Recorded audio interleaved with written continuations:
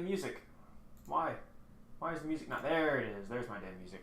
Hold on, everybody. Hold on. This was a. Hold on now, everybody. Hold on now. There we go. There it is. There's the music. We like the music. We like the music. All right, let's tell everyone that this is happening right now.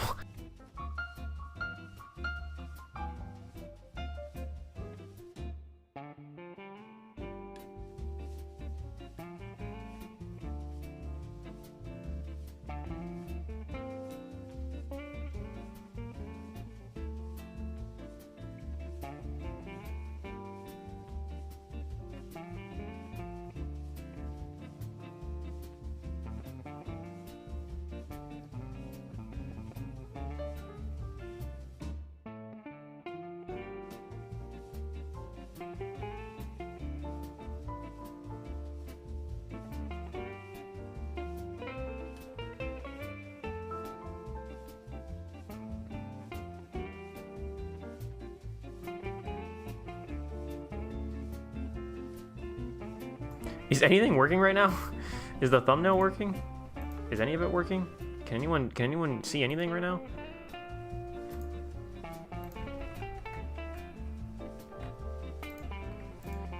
What? What is happening? What is going on?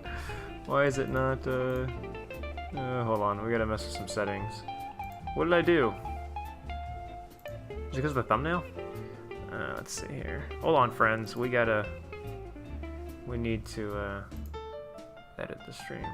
Channel level? Let's channel level. Can I edit the stream while I'm gonna edit it while I'm doing it, right?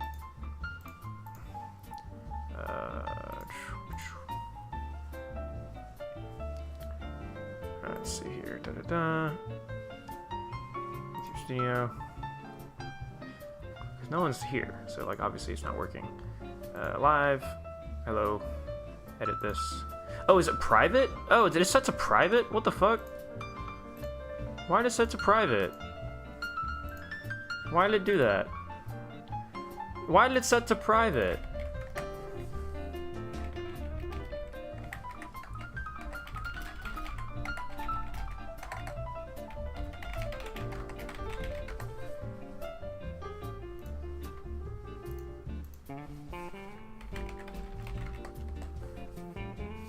Oh my goodness.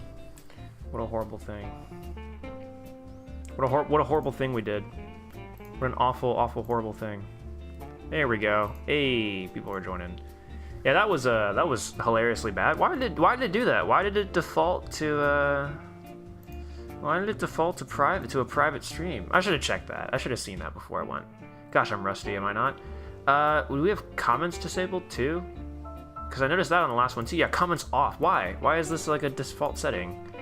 Why? Because I did the last stream and I thought shit was cool and then it wasn't.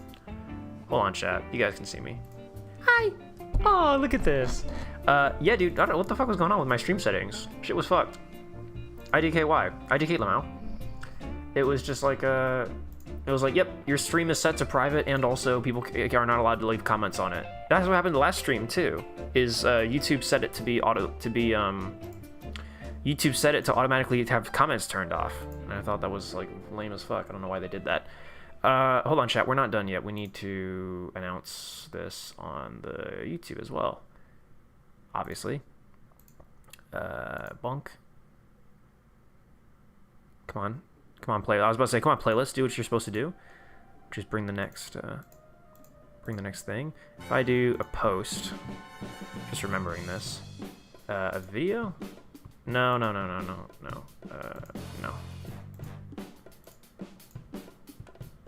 I don't want to do that. I don't want to do that.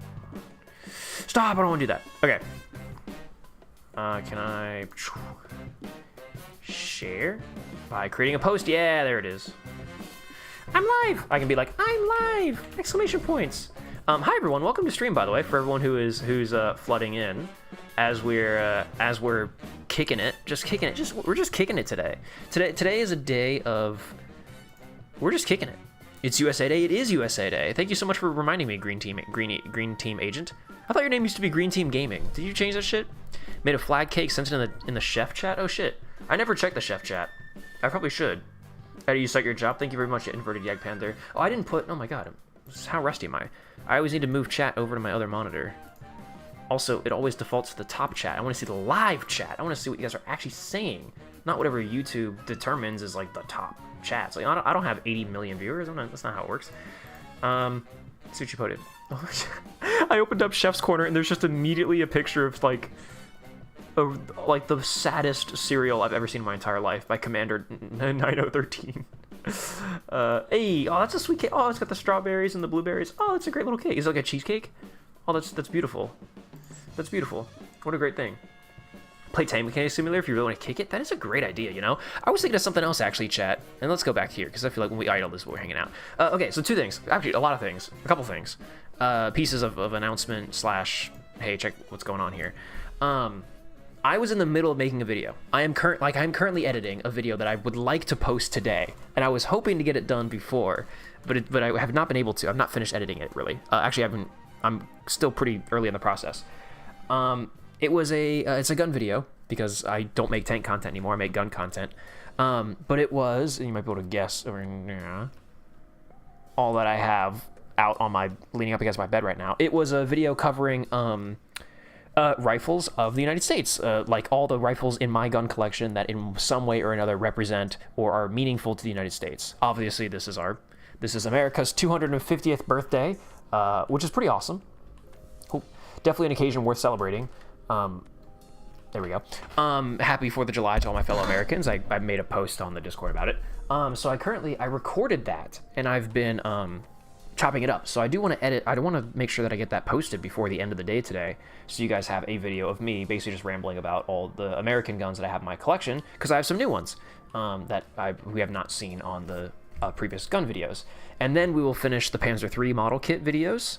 I want to release one more part of that, so we'll finish that up, and then we'll probably do Virginia and Germany vlogs, and then we will do like proper good old-fashioned tank content will be back on the menu.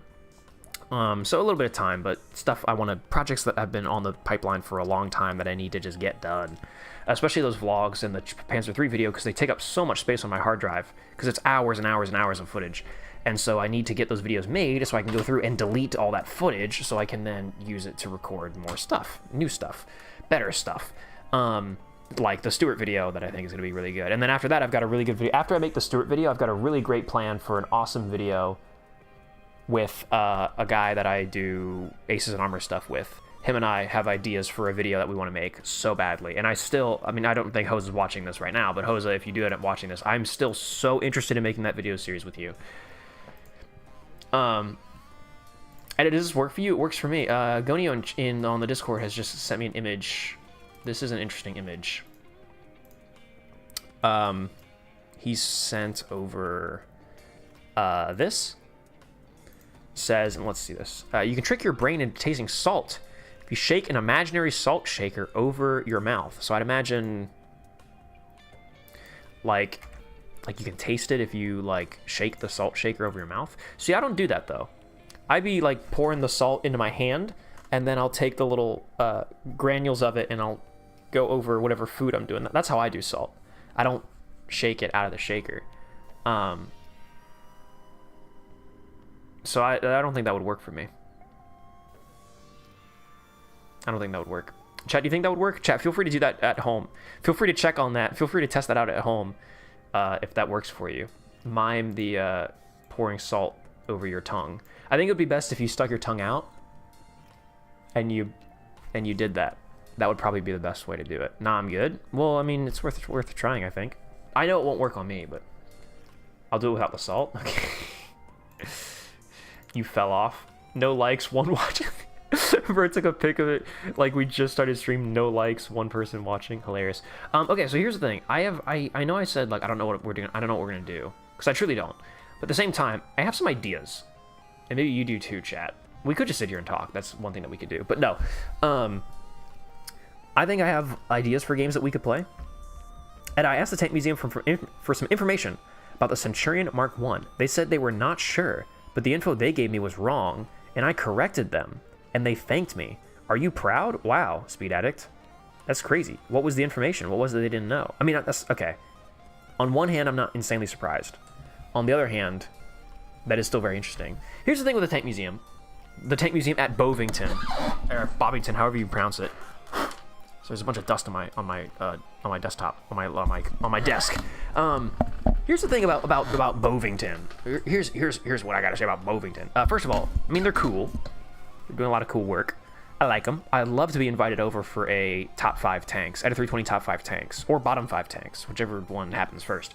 I would love that. That'd be great. The only thing with the Tank Museum is that I do get the sense that they're...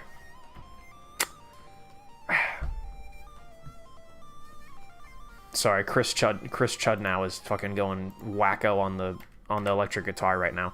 Deadbolt soundtrack, take a listen to it. It's fantastic. How do I say what I want to say about the Tank Museum without being too crass, to be totally honest with you? I mean, I don't not like them, and I don't think that they're a bad source or anything like that. But yeah, they certainly are, I think, more focused on being a museum than they are being, like, actually some of the real good... Oh, sorry, this song is awesome. Do you guys remember this song? This song is great. I think they're more focused on being a museum and bringing people in and making money and just sort of getting, like, the basics of tank stuff out there to entice the broader audience. I mean, they have to appeal to the broadest audience possible. I think they're more so interested in doing that, which as a business for their scale, their size, and the expenses they probably have makes sense. I think they're more interested in doing that than being, like, a proper, like, really good and accurate and reliable host of tank information. Slightly susceptible to false info? I think so. I think so. I think especially, and I think a lot of the museums are that way. I think there's a lot of, like, museum YouTube, like, actually, and not to throw anyone under more buses or anything like that, but the National Museum of Military Vehicles, which is a museum here in, like, Wyoming in America, much the same way. Like, they're great, they're cool. I want to go there so bad, and they've got some really incredible tanks that I would love to look at. But, like, I've seen some of their videos, and I've been like, that's not true. Like, that's some of the stuff they say is like, well, that's not correct. And if, when you have a isn't the one with the XM1 General Motors? Yeah, I think they do have that one over there. They have a M3A4 Lee, which is pretty incredible. That's honestly the big reason why I would want to go there. But they, I think with the museum, like, a museum has to be focused on being so many other things, and they have to focus on getting people interested, keeping funding, cost management, and everything. Like, there's just so much that goes into being a museum that you can't just be an educator or a repository for information, which a lot of times they are. And what sucks too is a lot of times these museums are sitting on really good archives or are sitting on really good information, but it's like, can they find the right people who have the right passion and the right know-how to properly communicate that sort of stuff? Or do they just have to grab, like, a guy who like works there and is like, yeah, like, I know enough about tanks, and then put them out there? Like, there are a lot of museums out there who have a lot of people working for them that are very much not, you know, tank nerds. People who have a history background, sure, but, like, not specifically on the thing that the museum does. If it's a museum about tanks, they might get a guy in who's like, yeah, I've got a degree in history, and I've got that safe museum background in education, but, like, I'm not specifically a tank nerd. And then a lot of guys who are tank nerds come in, but they have, like, very poor social skills. They are not very professional, or they're not good for the museum work. They just know a lot about tanks, and that's, like, low-key, that's not really that useful to them. And that sounds counterintuitive to us as enthusiasts, but, you know, there is a fine line between you are actually personable, you are good at doing things, you understand what it requires to be part of a museum and to run a museum and to do all that administrative stuff, and you're willing to do what needs to be done, but then also at the same time, man, you really just know your stuff. That balance of a human being is very particular, and museums don't just get those people off the streets. Like, that just doesn't happen a lot. So most people who run museums are just like, I'm just running a museum. Like, I don't really specifically have any particular passion about this thing. Like, it's just... And, like, that was the thing, the previous curator at Fort Lee, when I worked with Fort Lee, And actually most of the guys there, like, same thing. Like, the previous curator, he was like, yeah, like, I've got a history background, like, I've got a degree, and, you know, I did museum studies and all that, but, like, frankly, I don't know, like, I know how to run a museum, I know all of the administrative stuff, all the balancing and budgeting, and I know, you know, what it takes, but, like, yeah, like, if you sat me down in front of each individual artifact and was like, explain to me why the T1 is an important tank, like, no idea, like, I'm not a tank nerd, like, I'm just not. And then a guy like me comes in and is like, I could ramble to you for about 3 hours as to why the T1 is a really important tank. Getting those two people to be one is different. It is difficult. And then not only that, but then on top of that, having multiple of those people, enough of those people in your museum to like run a full museum that are all just really passionate about tanks and really all about this. It's hard. Even the Australian Armor and Artillery Museum, which I love very much, even they, like, most of the guys they have who restore tanks, they're like, yeah, you know, I dive into the research, and I know a lot about whatever tank we're currently restoring, but, like, generically, outside of work, outside of life, am I a tank nerd? No. You know, even in Oz Armor. So why does any of that matter? Well, that matters because, yeah, like, sometimes you'll go to a museum guy, and you'll just be like, yeah, you know, what can you tell me about this? And I'm just like, oh, actually, not really much. It's like, really? Like, you work here. Shouldn't you know? And it's kind of like, not necessarily. And even for me, actually, with Fort Lee, we get people who visit Fort Lee all the time, and they're asking me, like, about artillery questions, or just about artifacts that I, you know, the Goliath and stuff, and I'm just like, yeah, I'm sorry, like, I'm really... Or questions about the half-tracks, or the, or Enzio Annie, or whatever, and I'm just like... I don't know shit about artillery. I don't know shit about railway guns. I don't know shit about jeeps and half tracks and stuff. I genuinely just know tanks. Like, I'm just a tank guy. And if you want, I can point you over to the triple lineup of interwar American light tanks, and I can take your time for the next 6 hours to talk to you about that, because I know a lot about that. That's about it. So yeah, it's a curious thing. It's a difficult strike to balance for those museums. And then especially when you have to get a guy who then has to stand in front of a camera and present stuff on behalf in the image of that museum. You know, hopefully you get a guy who knows what he's talking about. And I think the Tank Museum does. I think they do a decent job of getting people in front of the camera who, like, you know, they know what they're talking about, but also they do make mistakes. Larger scale museum, the larger the organization gets, the more susceptible to mistakes it's going to be.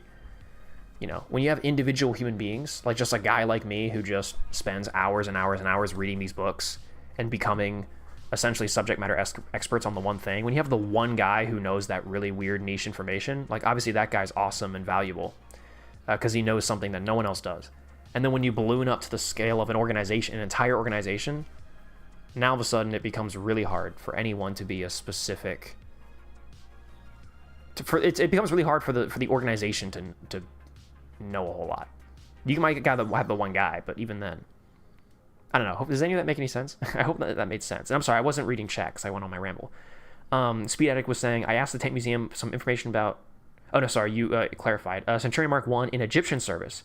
I was able to find documents and footage about the Mark 1 in the Egyptian army. No one I knew this, and it took some time. Now I respect researchers even more. Oh, yeah, man. Jumping into... Fort Lee and researching in their archive, and then also having read the David Doyle book on the M3 Lee gives me so much respect for guys who do all this research and write books and do all these things.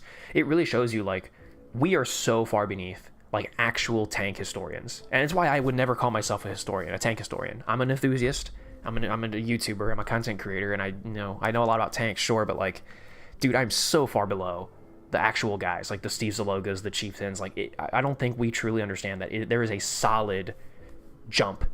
very solid jump between the guys who actually spend 10 years of their lives digging through archives on shit that no one else has done information and has done research on, and, like, for their parts blazing this trail and coming to their own conclusions of no one else has declared one way or another on this, and so I'm going to just read everything I possibly can and parse through what is right, what is wrong, how much of this agrees with each other, how much of it doesn't, and, like, what actually happened. And you got to consult histories from so many different areas. Like, even getting to Fort Lee, like, I thought I made it. I was like, oh, finally, I'm consulting archives. Like, this is it. This is the peak of tank history, peak of tank research. Like, I'm finally a real researcher. I'm in the actual archives. Like, I'm consulting I'm consulting the real primary sources, like this is it. Then come to realize not all primary sources are made equal. And there was some stuff I pulled out of the archives that I showed to other people, and they were like, nope, like that's known wrong. That source, it's like a lot of stuff on Christie. I found a bunch of stuff on John Walter Christie, and I showed it to some guy in the Tank Encyclopedia Discord who is considered like a Christie subject matter expert. And him and I were chopping it up, and I showed him those things, and he was like, oh, I've seen those sources before. They're wrong. They're a known and wrong source. And I was like, what, they're primary? Like, it's from the time. And he's like, yeah, but a lot of shit was written about Christie in like the 1960s. A lot of news articles and a lot of books and a lot of like history looking back at the 1930s and trying to parse through Christie's story, his life story, and all the tanks he built and everything like that. And there's a lot of books written in like the 60s and 70s about Christie, and like they're all wrong. Pretty much, they're all wrong because they all have this just like romanticized. They see Christie as this brilliant, this genius inventor who was screwed over by the American government. He has such good ideas, but like U.S. ordnance is just stupid because U.S. Army ordnance is always stupid. U.S. Army ordnance is always the bad guy. And so there was this narrative built in the 60s and 70s of Christie being this misunderstood visionary, when in reality the story is very much not that. And hopefully I'll be able to help straighten that story out. If I make a video, if I make a remastered video on Christie, hopefully I can iron a lot of that out because yeah, Christie's history is convoluted, full of misinformation, full of false reports. A lot of stuff that we want to know is just not out there right now. So yeah, so people being able to consult that. I guess what I'm saying is that, yeah, I thought that by getting to Fort Lee and getting access to archives, like I did it, like this is it. I finally have the good info, and everything I read in here is perfect and is gospel, and like I did it. This is it. Come to find that stuff in that archive is wrong. Also, the archives are incomplete. To pull a Star Wars reference, I did have access to the minutes of ordnance and the ordnance journals and things like that in the archive, which were fantastic and great reads. But there's also journals of the cavalry, and there's journals of the infantry, and there's journals of the artillery, and everything I read in the journals of the ordnance department is not necessarily instant truth. Like what they say in the ordnance journals doesn't necessarily mean that that's exactly 100% fact how it is. Like the cavalry may have other opinions, and the infantry may have other opinions, and you need to read all of them and cross-reference what they're all trying to say to get to the truth. And that alone is a massive undertaking. So, yes, I have a lot more respect for the people who actually dedicate. It would be a full-time job. I can only imagine it would seriously be a full-time job to be going to. You need to be going down to the archives every single day, all day, and you'd need to be parsing through. I mean, not just going shelf by shelf by shelf, finding the books and the sources and the actual documents that you need, but then reading through all of them and then deciding which ones are worth scanning, which ones are not. How do I parse through this to accurately tell the story I'm trying to tell, or does this agree with what I'm trying to say? Does it disagree? If things change halfway through, now all of a sudden, if my opinion has been changed, am I telling a different story? Now do I consult different sources? You got to go through corporate history, military history, industrial history. You got to go by people. It's a lot. It truly is a lot, and it touched me a lot when I read. It resonated with me, I guess I should say. It touched me when I read David Doyle's book, and the whole preamble of David Doyle's book is like, I have been working on this book for 10 years. Like, this has been my lifeblood, breathing, and like this has been everything I've been working on for 10 years. Like, I've had to go to Ford. I've had to go to like Baldwin or whatever the current modern closest affiliate to Baldwin Locomotive is today, and like I've had to go through corporate history. I've had to go to them and be like, give me history notes on your company and what they did. You know, not just the military side of things, but like the production side of things, and then the usage side of things. You have to go through individual unit histories. Like, man, like it is any time in his preamble, David Doyle talks about having a room stacked full of boxes, like literally up to the ceiling, and like documents everywhere, and having to parse through everything. It's a serious undertaking. It's a very serious thing that none of us do. No, you don't do that. I don't do that. You know, so that guy knows what's up. The guy who does that, he gets information that I feel like is pretty solid, and whatever he writes in a book, I feel like is, and you know, David Doyle, and or not just David Doyle, Hilary Doyle, guys like that, to me, like those are the guys who are doing that sort of work, and therefore what they write is pretty close to being gospel, in my opinion. And then guys like you and me, I mean, we're just We're just dogs chasing cars, man. We're just dogs chasing cars. The only difference between you and me is that I have a YouTube channel and I talk about it to the open internet, whereas you guys just ramble about whatever you know to, I don't know, friends and family. Yeah, happy birthday, BSA. BSA. Happy B-Day, USA. Happy birthday, 4th of July, baby. We got the Garand up to celebrate. Play some more Gup Dream Tank Match. Maybe we will. There was a game that I wanted to play that I thought may be fun to experiment with. Here's the thing with Gup Dream Tank Match. I actually didn't get a chance to play it since last week, so I actually have not set up the controller. I haven't made any extra progress. I haven't unlocked any more characters or anything like that. So I actually am still just as like far off on that this week as I was last week, unfortunately. So I don't know if that would be great to watch me fiddle with trying to get a controller to work and all that for a while. Oh yeah, Teddy, should I have YouTube mod when I'm not a mod on Discord anymore? Oh, that's a good point. No. No, you should not. Sorry. Thank you for reminding me. How do I don't want to report you or block you. I want to edit. Hello, YouTube chat. Can I? The only two options it gives me is to report and block you. That's not what I want to do. Can I not? Participants. Do I have to do this now? No, I can't do that. I don't want to block you. Can I go into my settings? This is weird. Stream settings? Nope, that's not how that works. What did they change? Why did they change this? Why do they change things? Why does YouTube change things? Should I go to top chat and then will that allow me to do it? No.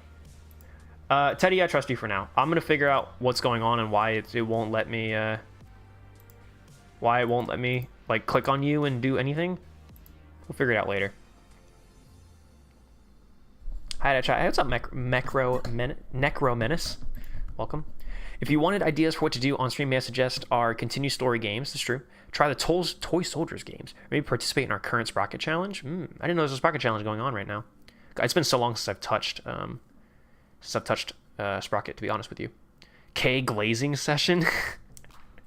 Now be careful how you word that, because some people could interpret that very, especially in the Gup community, people could interpret that very not okay. Should I watch Gup? I've heard it's really good. Yes, I think so. Yes, I think it's a great. I think it's fantastic. Here's the thing: is if you're gonna say like, should I watch Gup? I've got like kind of a couple main questions for you. First of all, have you watched any anime ever at all? Are you sort of like, are you comfortable with the Japanese janks, as it were, that tends to come with animes and things like that?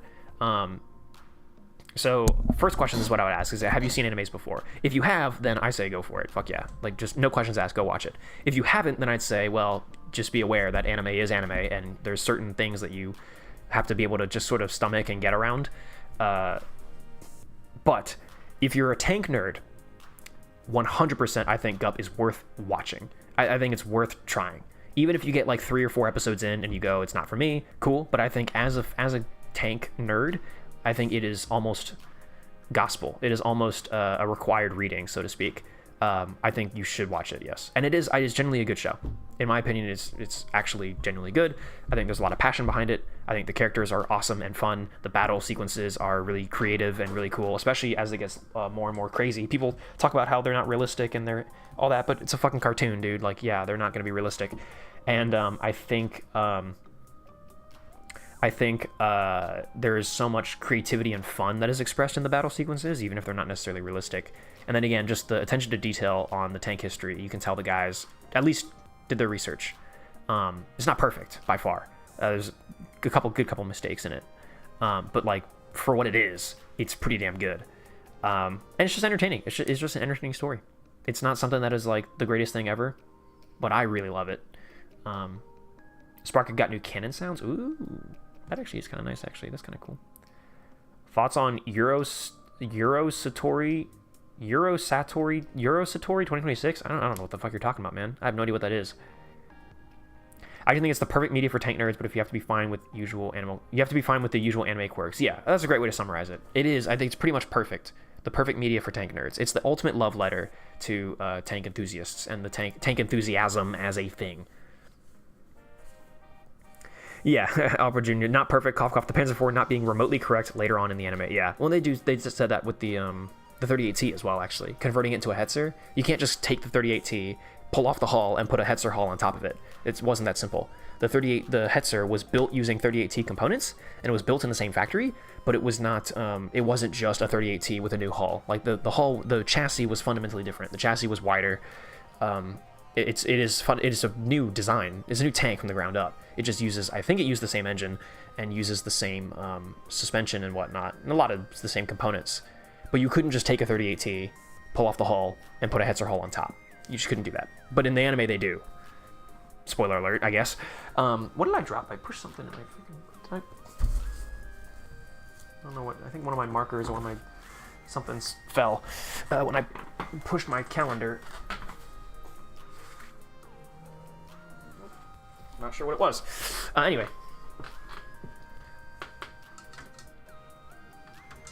Here's, chat, what I was thinking, okay? Then we can finally... Oh, God, my poor cat's digging up my fucking rug. Here's what I was thinking, chat. Are you guys interested in... I betrayed somebody a little while back. Actually, I betrayed a good couple of people. I was... Sorry. I was approached not too long ago by developers of a small indie game that is tank related, and they approached me and they were looking for people to promote their game because there was like a big like game jam thing coming up, and they wanted content creators to make a bunch of videos on it and promote it before this like game jam where people would vote on, you know, what games they thought should continue development and all that fun stuff. And I told them like, oh yeah, this sounds right up my alley. I would be interested in doing this. And then I actually didn't. And then, yeah, so these developers who were very kind, and I'm the one who betrayed them, they reached out to me with keys for this small indie game, or this up-and-coming game. They gave me keys to play it. And, hey, that still works. That's great. Look at that. Someone just subscribed to the channel. Thank you for subscribing, Lucas X Gaming. Hopefully you're currently watching and it wasn't just a random person who subscribed. Oh hey, welcome Lucas X Gaming. There you are. Hello and happy July 4th. Happy 4th of July. Thank you for joining us. We're just about getting ready to maybe do something. In the meantime, we've been talking about tanks and other fun stuff in the meantime, but I think I have a game I want to play. Anyway, yeah, so this studio reached out to me and gave me keys, like beta keys, to play their game early under the guise of like, we would like you to make a video about it. And there was no like contractual obligation. They just said, here's a key. It would be really awesome if you made a video. And then I was like, yeah, I probably will. And then obviously I haven't. So I betrayed the fuck out. It's honestly really terrible. It's one of my many flaws, is that I just lie to people. I say I'll do things and then I get discouraged and then I don't want to do them anymore.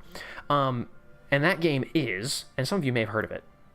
I'm just going to pop up my Steam library. That game is Iron Nest Heavy Turret Simulator. I am going to be totally honest with you. I literally know nothing about this game.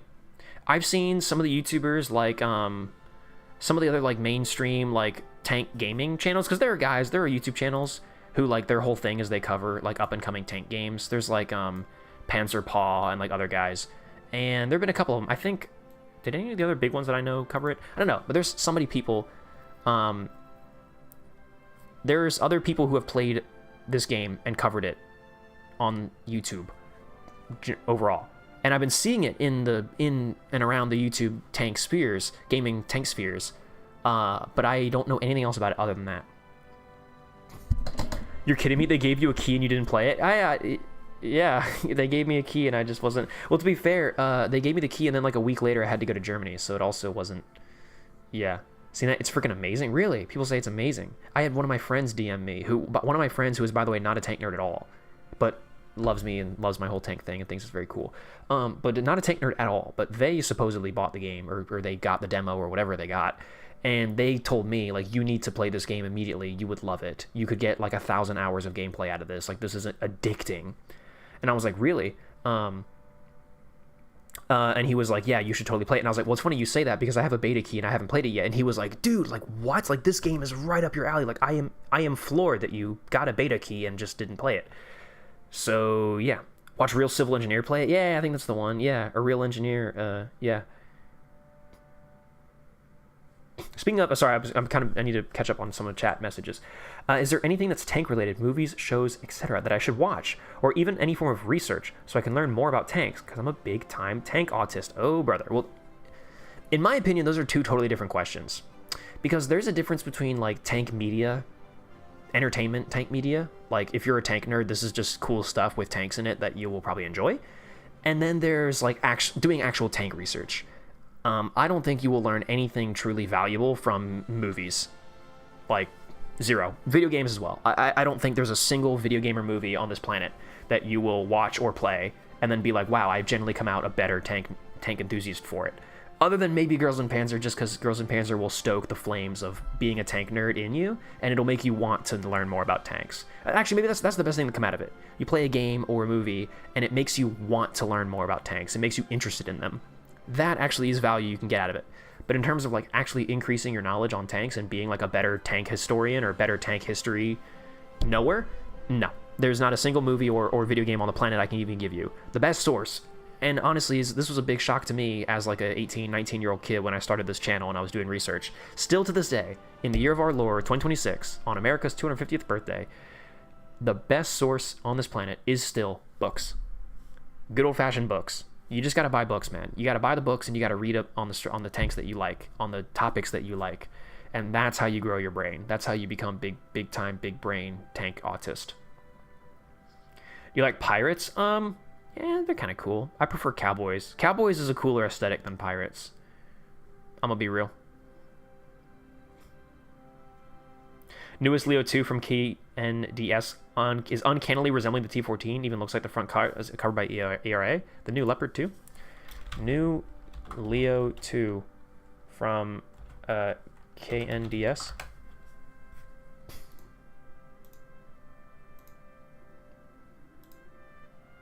Oh, huh. The ARC 3.0. It is ugly, isn't it? Hold on, chat. For those who are just joining us, viewership is going up, which is great, by the way. It's great that 30, almost 40 minutes into a scene, people are still joining in. I don't know how I feel about this. You know, man, everything looks the same nowadays. All the shit, it's all got this, like, these angled headlights, and it's all got there's like a modern there's a modern vehicle aesthetic nowadays, and they all look the same. Everything looks like a CV90 nowadays. Everything's just trying to look like a CV90, I feel like. And I don't really like that, to be honest. Like, I don't like these, like, these angled headlights. I guess they're supposed to look mean, but they just look kind of tacky. It's on everything. And the front of it always looks like this little, like, thin nose. So everything does. The M10 Booker was the same way. And by the way, I love the M10 Booker, don't get me wrong. I think the M10 Booker was great. But, like, I don't know. It actually does look kind of sexy. So everything's got those angled headlights. Oh, this is cool because the front kind of comes to like a sharp angle. Nah, the M10 Booker actually looks pretty badass. I don't know, man. I just feel like everything's trying to look like a CV90.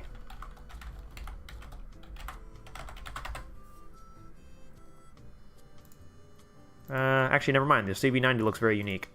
What the fuck did I think? What the hell did I think a CV90 looked like? I don't know. Okay. All I'm trying to say is there's like a modern vehicle aesthetic that everything is trying to look like the same. And I don't like it. I think it looks not cool. I liked back when stuff looked like rugged and old and cool.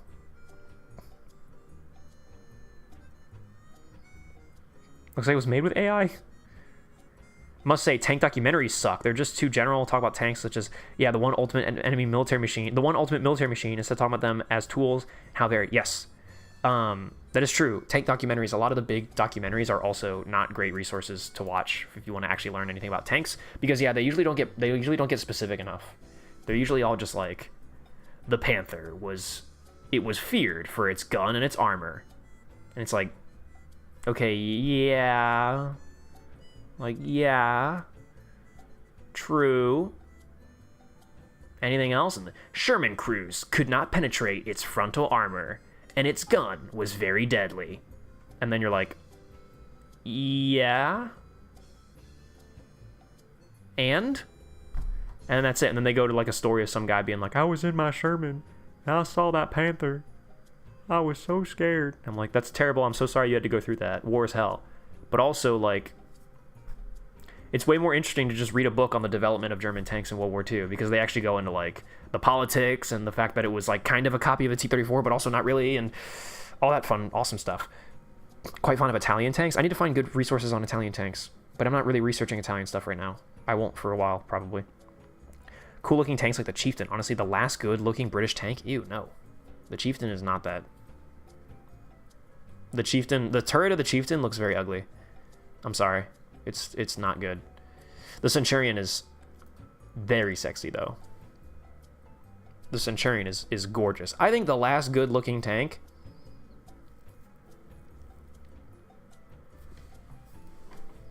what was the last good looking tank? The Abrams is pretty sexy. I'm not gonna lie. The Abrams is pretty fucking sweet. I like to LARP tank stuff. Okay, buddy. Don't we all? Tanks in the IFA industry is going down the same road as cars. I think it's being looked the same. Yeah. Well, I mean, so is guns, so is firearms.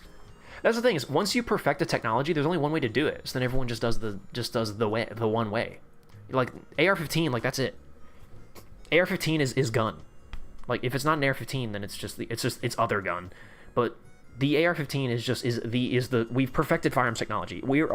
Firearms, by the way, in case you didn't know, are still based on Victorian principles. Like firearms, the actual like raw heart of firearms technology has not changed since the 1880s. Like pretty much once we developed smokeless powder. Once we developed smokeless powder, there has not been a single like revolution in American. There has not been really any revolution in firearms technology since. I mean, except like the automatic rifle, the machine guns, things like that. Like, sure, I guess, but those are, you know, mechanisms and operating principles. Sure, but like once we got smokeless powder, and then we figured out how to tap gases out of the barrel and then use them to cycle in action to create machine guns, which then led us directly to semi-automatic weapons. Like once we figured that out, like that was it. Like it's over. Like the 1890s was like the last time anything really big and significant happened in firearms development. So we are still, well, arguably the AR-15 actually was another one, because polymer, multi-lug rotating bolts, and the direct impingement system, Eugene Stoner's like internal piston, where the gas piston is the bolt and things like that. That actually is quite unique and was actually a pretty big revolution in firearms technology. But even then, that happened in the 60s. So like, what I'm trying to say is, we as a species, humanity, the human race as a species, we have min-maxed current firearms technology. Like we have taken smokeless powder in a brass casing with a bullet out of a barrel of a rifle barrel out of a fire. Like we have taken that technology to its limit. We've pushed it as far as it can go. So now all there is left to do is just make the best version, which is the AR-15. So like we perfected it. So now we just gotta, now like that's it. Like I think the firearms will not change ever again until we invent like lasers or magnetic propulsion, like basically miniature railguns or something like that. Did you know about the PEM flamethrower tank? It's a post-war Czech tank. Yeah, I knew about it. It's got a little turret on top. It's a little flamethrower. But anyways, grinding Italy in War Thunder, it's a pain but fun. Yeah, I'm sorry to hear that, man. Low Italy grind is, last I remember it, pretty bad. Pretty bad. Well, anyway, guys, you guys want to try this Iron Nest heavy turret simulator? I think it might be interesting to try this out for the first time on stream. I'm sorry, by the way, my microphone makes terrible noises when I move it. I'm really sorry about that, by the way. Not much I can do about it, though, sorry. You guys say Iron Nest is sick, please try it. Yeah, because I know like pretty much nothing about it. The only thing I know is that you have to individually do like all the operations. That's all I know. So we're gonna figure this out. My buddy, the friend of mine who played this game and then was like, "What? You have a key and you didn't fucking play it?" He will be very happy to know that I'm gonna try it out. Hopefully he's watching. I don't know if he is, but hopefully he is. But yeah, let's try it. I've not even opened the game. I installed it and I've never even hit play once. This is my first time hitting play ever. So let's see. The turret's like a rat turret. Yeah. See, I think for me the thing with like looking at it wasn't like Oh, hold on, boys. We gotta hit the pause music. For me, there was like, it didn't look like historical World War II game. It looks like it's like this fancy, like alt history, not fancy, but it looks like it's like this, you know, alternate universe doing its own thing. It's very steampunk, it looks, or diesel punk. So that to me was like, oh, like not historical, not World War II, like meh. But there has been I have noticed there has been a significant increase, seemingly there's been a jump in like single player experiences in which you operate all the individual functions of a tank or a turret or a thing or whatever. There's been a lot of horror games coming out recently where like it's like all creepy and scary, and the whole sort of aesthetic is you have to operate like an entire tank by yourself or something like that. I remember there was a guy developing a tank game there was a guy on Reddit who was posting about a tank game that he was developing, which is basically that. It was like a mouse, but it was like the post-apocalyptic, and you were in a mouse, and you had to keep the tank running. So like you would drive through the apocalypse, and then you would gather supplies, you'd gather ammo, and you would like keep your tank running. But again, this is all very like not historical at all. Like it was a mouse, and it was this like alternate original universe. Anywho, so let's go here. Oh shit, this actually works. I was worried maybe it wouldn't work. Oh wait, I hit hold on, chat. I need to change it so that it actually displays the game. That's usually gonna help. Iron Nest Heavy Turret Simulator. Will that work? Yeah, that works. Alright, chat, you ready for this? Watch this. Ready? Boom! Check this out, huh? The E100 one? Yeah, I think it's that one, yeah. Thought it was an E100? Yeah, I guess it's an E100.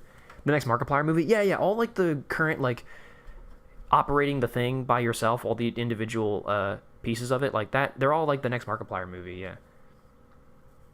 As a Sherman guy, any thoughts on the Argentinian Sherman clone? Yeah, I mean, he's cool. It shows how influential the Sherman was. A lot of countries wanted to copy it. But from what I remember, that was... When did that happen? Was that in 1943? I mean, it's called the DL-43, so probably. Yeah, I heard a tank horror game. If I remember, it's correctly made by the same person who made Mouth Washing. Is that the Carcass Bound or Carcass Laid or whatever? Like it's a game where you're like driving like a weird like organic amalgamation of a tank and like a giant cow's head. That sounds disgusting to me. I just, like, the concept seems awesome, but I am not into like organic body horror or anything like that. So that also, like, it's like I was seeing like footage of that game and I was like, yo, sweet, like all the individual, and it's multiplayer too. It's multiplayer, multi-crew, and it's literally Aces in Armor, where it's like multiplayer, multi-crew. You have to look at each individual dial and switch and flip, and you have to actually like really manually operate the tank. Fuck yeah, this sounds so awesome. I love this. And then it zooms out and it's like, oh, you're actually piloting like a giant mechanical cow head. And I'm like, oh, I lost all interest immediately. Like that's just a weird concept that I don't feel that I don't like. It's very icky and gross, and I don't like that. If it was like an actual tank, I'd be like, fuck yeah, like hearing the clattering of tracks and the roaring of an engine, but instead it's like a cow's head with like robot legs and a barrel sticking out of its mouth. And it's like, ew. I just, like, you lost me. Anywho, so this is a game, so let's see what the hell's going on. Do I need to play with any of the settings? Probably not. The audio sounded pretty good when I booted it up, so we'll just leave it. Okay. Now keep in mind, this is early access, this is a beta. I know basically nothing about this game other than the fact that it's a game that exists. This is an early access, this is a key that was given to me by the developers asking me to play it, and then I didn't. So I'm very much making up for lost time here. But yeah. Oh, whoa. Ooh. Oh, wow, you get to choose your area of operation. Ooh, wow. Is this a real map of a real place? Is this... Oh, this is Spain. Oh, interesting. Yeah, wow. Cool. Okay. Is this the Spanish Civil War? Does anyone, or do we recognize these borders as Spanish Civil War? Also, if you guys are seeing that stuttering, that's happening for me too. Like sort of the freezing and stuttering. Caps lock. Bearing and range. What? Ooh. Interesting. Okay. By the way, just a personal nitpick. I hate when games make caps lock one of the keys that you need to use to play the game, because then I always be like leaving my caps lock on, and then I go to type something and then my shit's in caps and it pisses me off. Hospital? False flag. Oh no, that doesn't sound good. Okay. Let's see. I know literally nothing about this game. Calculate load. Okay. Rotate. Elevate. And fire. It's a simple 7-step process. The Iron Nest Protocol. Okay. Cool. Whoa. Do I need to change the settings? Or is it just because I'm streaming? We are definitely inside of an iron nest. Whoa. We got big old engines. We got dings. Orders from high command. Oh shit. The iron nest is operational. Calibration fire is ordered. Plot your firing trajectory to target on the map. Fire HE shell at the target. Shit. We got orders, chat. We got orders from high command. Okay, hold on. This stuttering is really pissing me off. FPS. Well, yeah, unlimited, actually. We do want to do that. Field of view. Let's crank that shit.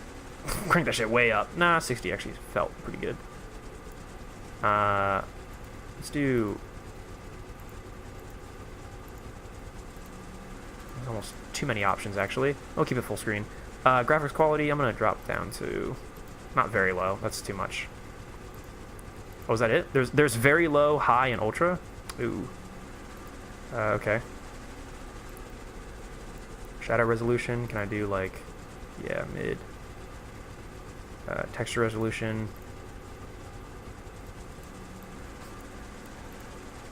Apply, save. Trying to get all the... Sorry, and there's that engine blasting away in our ear.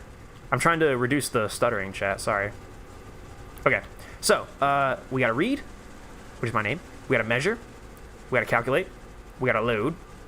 We gotta rotate, elevate, and then fire. Okay. Cool. Makes sense.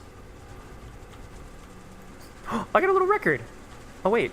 Oh, cool. I can play with stuff. Oh, that's great. Having, like, individual physics interaction with individual objects. This is hugely important to a game like this. Oh, look at all these mechanisms. Very, very detailed. Yeah, this stuttering... Hold on. This stuttering is really pissing me off. What if I go to very low?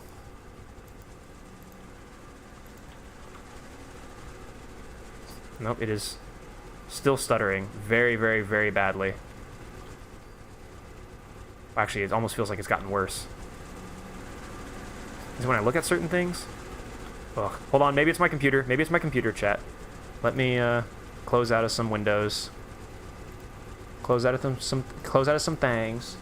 Close out of Discord. Close out of this. Maybe if we unfull screen it.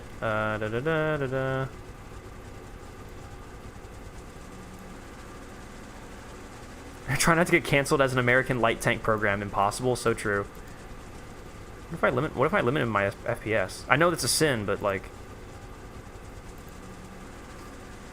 Oh whoa! Did that just change it? Oh my god! That just changed everything. Whoa! Oh, beautiful! That was fantastic. Okay, wait. So then can I go back to? Wow! Oh my god! This just made everything so smooth.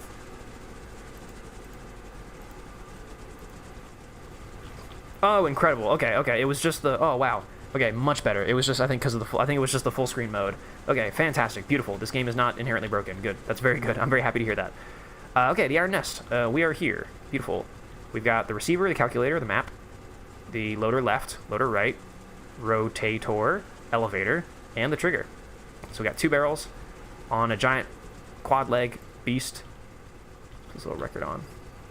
Record slot. Thank you. I'm glad that they told us that the record slot was here in case somebody couldn't figure that out. Nice. Oh, do I get to... Oh, man, you get to interact with... Yeah, each individual lever and flip. Oh, this is great. Look at this. Volume. Oh, wow, alright. I like the interactability. Games like this need to have this interactability if the whole point is that you manually are operating all the little pieces. So as you walk away, does it... No, it carries throughout the entire... It carries through the whole thing. Whoa. Okay, okay, okay, okay, okay. I see what's going on here. I see what's going on here. Let me this to just be like a good, proper... background music. Kind of feels very Girls in Panzer-y, doesn't it, actually? Yellow paint. Ah, what do you mean yellow paint? I don't paint shit. I'm not a painter. God, these engines, though. They are loudy loud. Okay, what was her orders? What were we supposed to do? Oh, cool, can I... Oh, whoa. Plot your firing trajectory, fire HE. Location. Oh, you can write stuff down. Oh, sweet. So you can take notes. That's actually pretty cool. Target coordinates. Glory to the castle. Glory to Arstotzka. Okay. So plot your firing trajectory. Fire an HE shell at the map. Oh, cool. That's how I bring it up. Yeah. Iron Nest location is H3 5.5. Target coordinates. Target 1 is at Q4. 4.2. Okay. Holding down tab. Oh, can I, Yeah, okay, and you can edit. Okay, cool. Okay. Alright, I'm getting it. Okay, let's see. Press E for map view. Oh, wow. Whew. Okay, so we are... Goodness, alright, I guess, yeah, step 1 is figure out where we are, and then where we're gonna... Oh, you get to plot... Whoa, we get to... Oh, man, we have to figure everything out. There is nothing that is given to us. Oh, chat, there's a lot. There's a lot here. Oh, chat, there's a lot here. Okay. So, Iron Nest coordination is H355. H355. So this is where Iron Nest is located.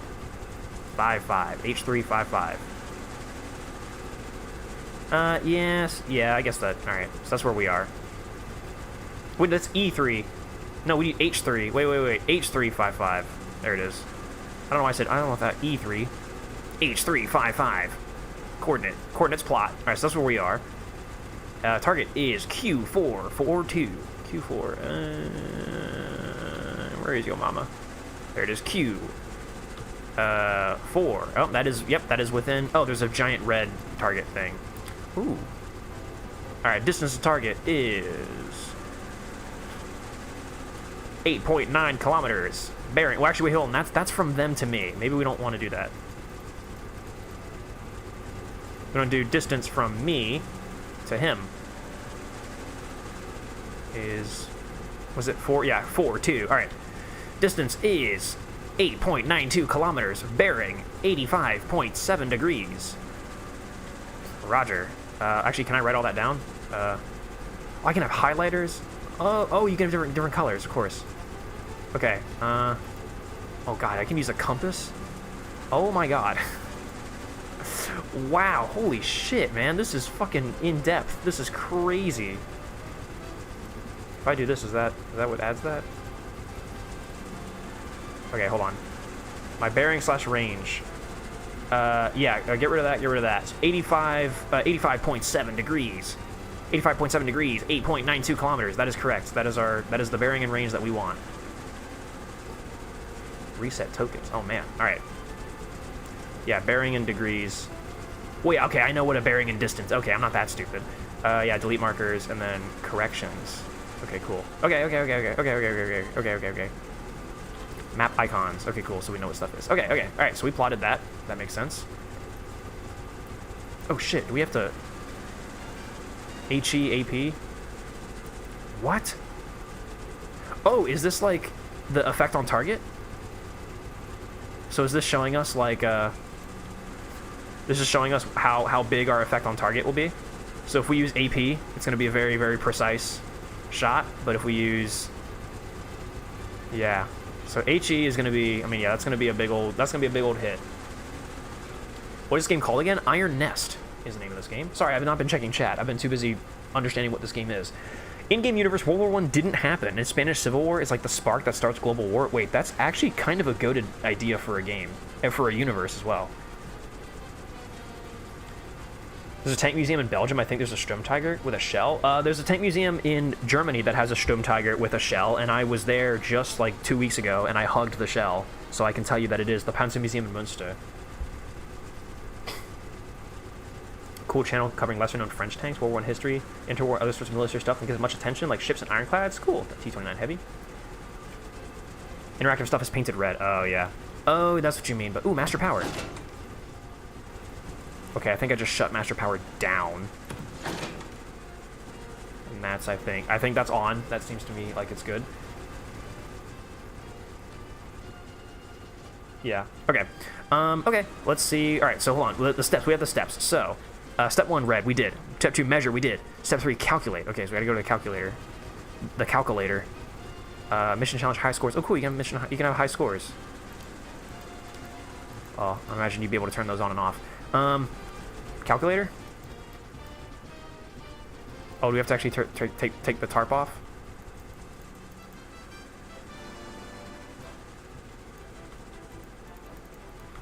Nope. Oh, here's the calculator. Calculator. Ballistic computer. Yeah, okay. Alright, ballistic computer. Oh, man. Input distance to target. We have, distance 8.92. 8.92. Calculating. Beep, boop, beep, boop, beep, boop, beep, boop, beep, boop. 8.92 kilometers. 2. Select powder charges. Oh, how far will each one get us? 1, I suppose. I don't know how far each powder charge will take us, but select amount number of powder charges. Yeah. So select 2. Maybe select 2 powder charges. Maybe we'll do that. Calculate required elevation. Oh, cool. Okay, it's a calculator. It's a calculator. So we now know that we will need, using 2 powder charges, we will need an elevation of 53.52 degrees. Okay. Thank you, calculator. Very useful. Great little calculating machine. I like how I'm one guy who has to do all of this. Like, in a real military situation, you have a team of guys. It's really, oh my god, what the fuck is this machine? Okay, hold on. We calculated. So we calculated. Now we need to load. Alright, the loader. Which this definitely seems like all of its levers and doohickeys. Okay, HE, round, standard burst load. Shell selector system pressure. Oh, I see. Oh, HE. Okay, okay, which one do we want? All right, one HE. Shell rammer system. Oh, ram the shell. Yeah, get in there. This is on the left barrel. Obviously, there are 2 barrels we need to worry about. Load 2 powder charges. Oh my god, the sound is very, very clunky. 2 powder charges. Load that shit. Oh my god, there's a lot of mechanical satisfaction going here. Do not use red? What do you mean?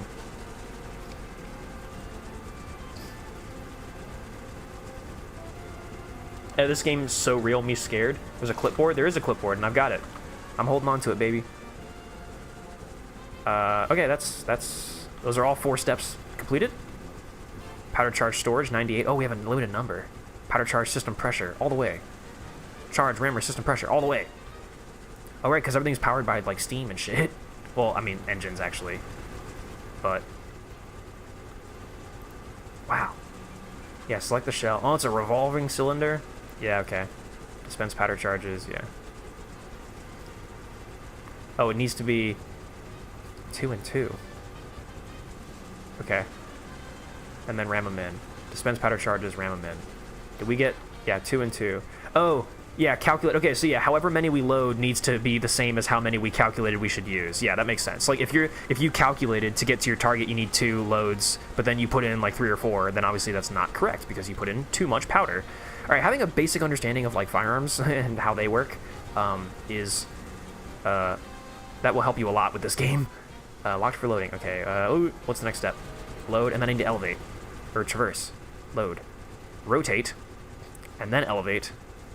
And then fire. Well, we don't need to rotate, do we? Because it looks like it's on the right side, which it's all covered up. Actually, no, we can use this. Okay. Rotate turret. So we need to hit... bearing. 85.7 degrees.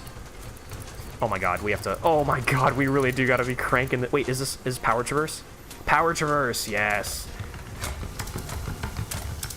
Power traverse. I love that we have power and manual traverse. Holy shit, this is... whoa, too much, too much. Oh wow. Oh, look at on the bottom you can see it shows you, like, this is like yellow. Red is not going at all. Yellow is like a little bit, and then green is like fast traversing. Okay, and then obviously we can tweak. Fine adjustment. This is exactly why you have manual and power traverse in tanks as well. So you can actually, like, this is the exact reasoning, because yeah, you can go quick, but then it's very easy to be like, oh, I went too far. And you need to have manual so you can crank yourself on that really fine adjustment. This is the reason why we have these. 85.7. I mean, nowadays with modern tanks, the power traverse systems are so fine-tuned that you can do it mostly with under power, but anyway. 85.7 turret rotation achieved. And then elevation. Elevate. Left gun, which is the only one they have operational, I think, at the moment. Oh, can we do? Yeah. All right, 53. 53. 53.7. Or 53.52. A lot of very satisfying mechanical noises and things going on with this game. They very much understood and did their research on operating mechanisms of this area, of this era of history. No, don't go down, don't go down, don't go down. Wait, how do I go back to, stopping? In the middle?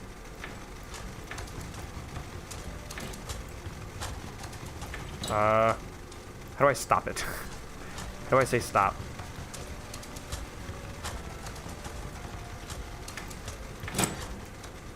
Okay, you hit 0? No, because then it starts going down. Ooh! I broke it. I actually unironically broke it. Wait, hold on. You actually gotta fix this shit. Wait, no way. Oh, wow, you actually have to fix oh no, you actually have to fix everything. Oh shit, things can go wrong and you actually have to fix it. Oh no. Okay, so that seems to be the neutral position. All right, I'm just gonna crank it the rest of the way because I'm scared to touch this. It says 60 degrees in the middle. Oh, this, you elevate this handle to the degrees that you want, and then the gun will automatically get there. Oh, I wasn't paying attention to these in the middle. I was just thinking like down is down and then up is up. But no, so you literally do. You set it to like, yeah, that's like 50. So that'll get us to like 50 automatically. And then we find adjust. Oh, that makes more sense. 50.52. 50.52 degrees. It's like the Arma 3 guys, the way they call shit out. Cool. Done. And we fire. That's it, right? Elevate. Fire. We get to the fire control. The fire control station. Sit my ass in this cute little chair. Let's see. What does that read? I can't read it. Fire mission confirmed. Shell type confirmed. Bearing confirmed. Ranging confirmed. Gun is armed, off safe, ready to fire. Elevation. All right, so let's see. But we're a little too far away. But elevation is 53.52 confirmed. Shell type is HE confirmed. Bearing is left gun. No, 85.7 confirmed. Range is not written down on here, but yes, it is. Sure, range confirmed. Gun armed. Does this fire both guns at the same time? Okay, well this is the glowing this is the thing that's glowing, so I assume this is gonna be the fire. Y'all ready, chat? Fire. Oh no, this is okay. This is like locking it in. Gun is locked. HE is loaded. Gun primed, ready to fire. 3, 2, 1, on the way. Oh, oh, that shook us something fierce. Oh man, that shook. That shook the whole fucking stadium. My lord. All right, let's see if we did any good. Yeah, look at that flight time, man. Golly gee willikers. Are we shelling the enemy navy? Are we shooting off the coast?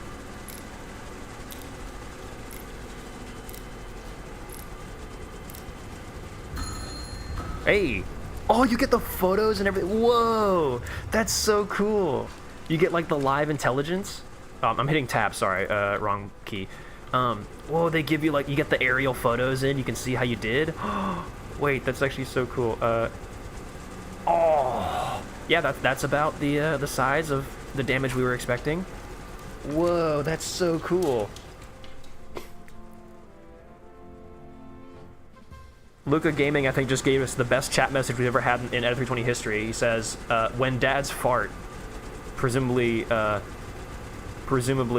talking about the shell that we just shot. Oh, no, not that. No, I don't want to do that. I want to drag around. Oh, you just used up WASD. Sweet, we hit a hospital. Oh, wait, did we hit a... Wait. Oh my god, look at that crater. I just now realized. Look at this crater that we left. Holy shit. That is a massive crater. I think we did hit a hospital. Civ. Ally. Oh wait, we did some friendly fire, I think. I think we hit some friendly civilian. I think we hit a civilian, a friendly civilian hospital. Oh, sweet. All right, cool. We hit some enemy civilians though, which is good. Nice. A successful gun run. We've leveled like 12 city blocks. We've literally left a fucking asteroid crater in the center of this small Spanish village.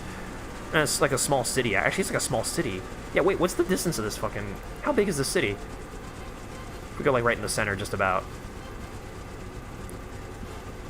Well, that's from the center, so you gotta, It's about 7 kilometers in radius? That's not diameter. Hold on, oh fuck, this is when I show you guys that I'm no good at math. Yeah, 7, okay, so all the way across. This is like a 1.5 kilometer city in diameter. And we just left a... Jesus, dude. A 0.2, that is a 220 meter across crater. 220 meters. God, that's like two football fields. Oh my god, that's massive. That is huge. Cool. All right. Well, people are dead. I think we did what we were meant to do. Do we get new orders? Oh no, I saw a hatch. There was a cutscene that showed us that a hatch opened. Oh sweet. All right, can I open and close the hatch? Yeah. Okay. Oh yeah, and I want to open that back up. Not the children's hospital. Yeah, that was a. They could rebuild the hospital probably. That's good. You only got one friendly hospital, so then we can let this slide. Oh, that's good. I can't believe Edda just shot literally everyone. I think I did. With one bullet, too. If that ain't efficiency, I don't know what is. Oh, the music is so triumphant. We did such a good job, chat. Yeah, did we shoot all the way... I guess we're shooting over here. Oh, but the music makes me feel so good about what we're doing. Oh, I got my little living quarters. Wow, I actually live in here. So I make my tea. Yeah, so what are we British? Are we Spanish? Cup. Coffee can slot? Wait, we get to make tea? We get to brew our own little... Oh, give this shit. Get this shit right in the this temperature sweet zone. No, no, no, no, not there. No, no, no, not there. Cup. Can of coffee. Well, that didn't do anything. And I got nothing in it. Open up that valve. Let in my pressure. Not that much. Oh my goodness. Stop that on green. Oh no, that just actually makes it stop. Oh fuck. What the hell do I do here? How do I make coffee? Iron Nest Volume 1. The manual. I need the manual. Please. Give me the manual. Oh lord, okay. Chat, how do I make coffee? It's too much, it's too much, it's too much. It's too much. It's too much. It's not enough.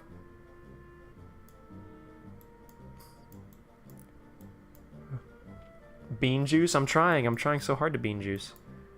Oh wait, it delivered coffee. Oh wait, that actually did work. Oh cool. Can I drink it? Yeah! Oh, I can't like bring it with me. Can I drink it? Right click. E. Middle click. F. R. C for coffee? No. I don't know how to drink it. I did all this, I made all this coffee, I don't even know how to drink it. Oh, we put on a gas mask? Oh, sweet! Press G to unequip. Oh, great. It's just like Battlefield 1. Gas masks, famously, invented for Battlefield 1. Didn't exist before that. How do I make... Chat, I want to drink this coffee so bad. I don't know how. Oh well. What's in the controls about it? Oh, the music stopped. Controls. Is there a drink coffee button? Additional primary clip is numpad multiply. That's very interesting. Secondary click, escape, drop gas mac, clipboard toggle visibility, clipboard focus. Yeah, tab. Okay. Secondary. No, that's just. All right. Well, I think that's it. I mean, the game is in beta, so who knows? Can I sleep?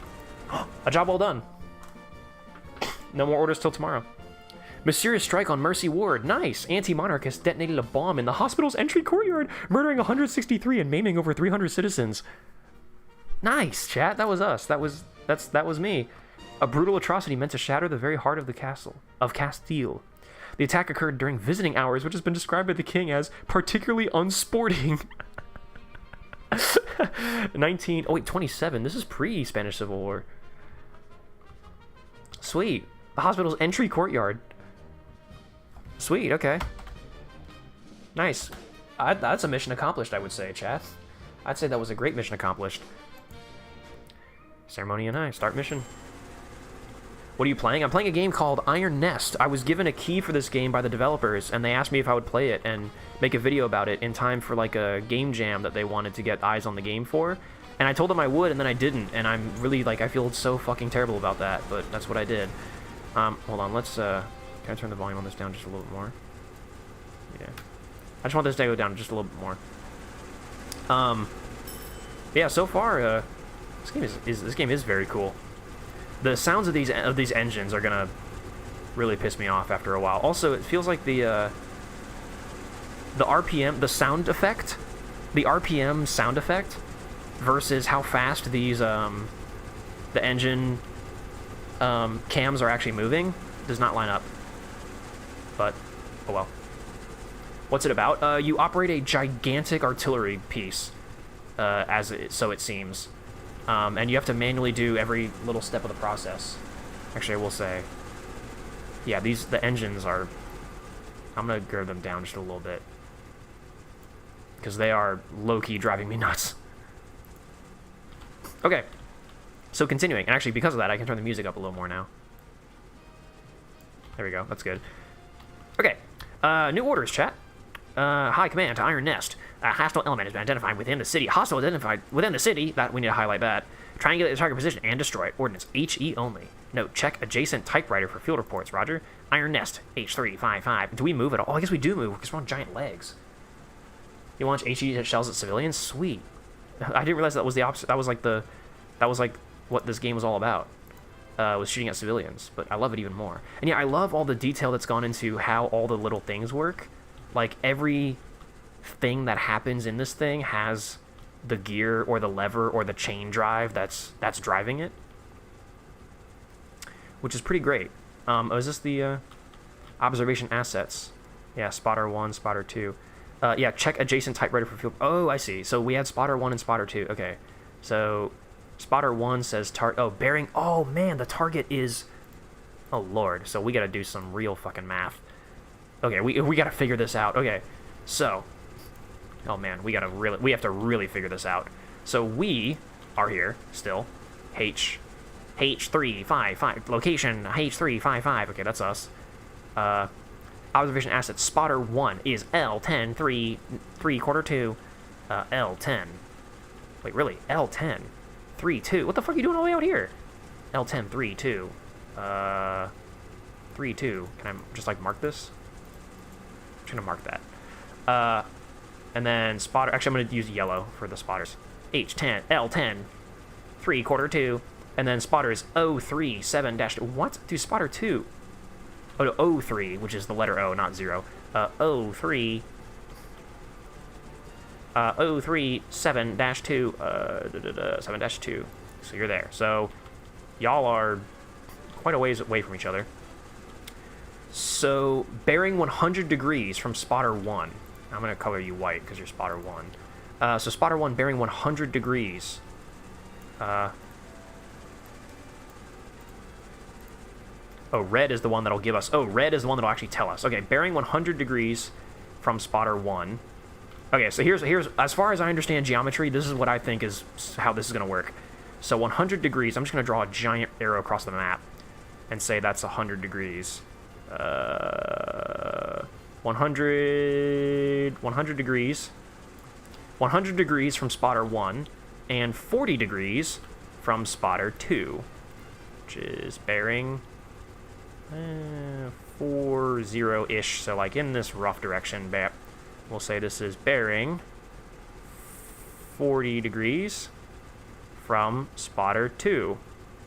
So bearing 100 degrees. Wait, it doesn't say which direction though. Wait, no, yeah, this 100 degrees gives you the direction. So 100 degrees from spotter 1, 40 degrees from spotter 2. That is right here.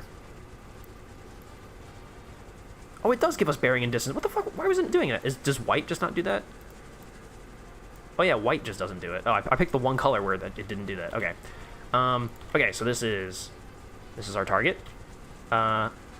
Cool. Target number 1. So the location of our target is here.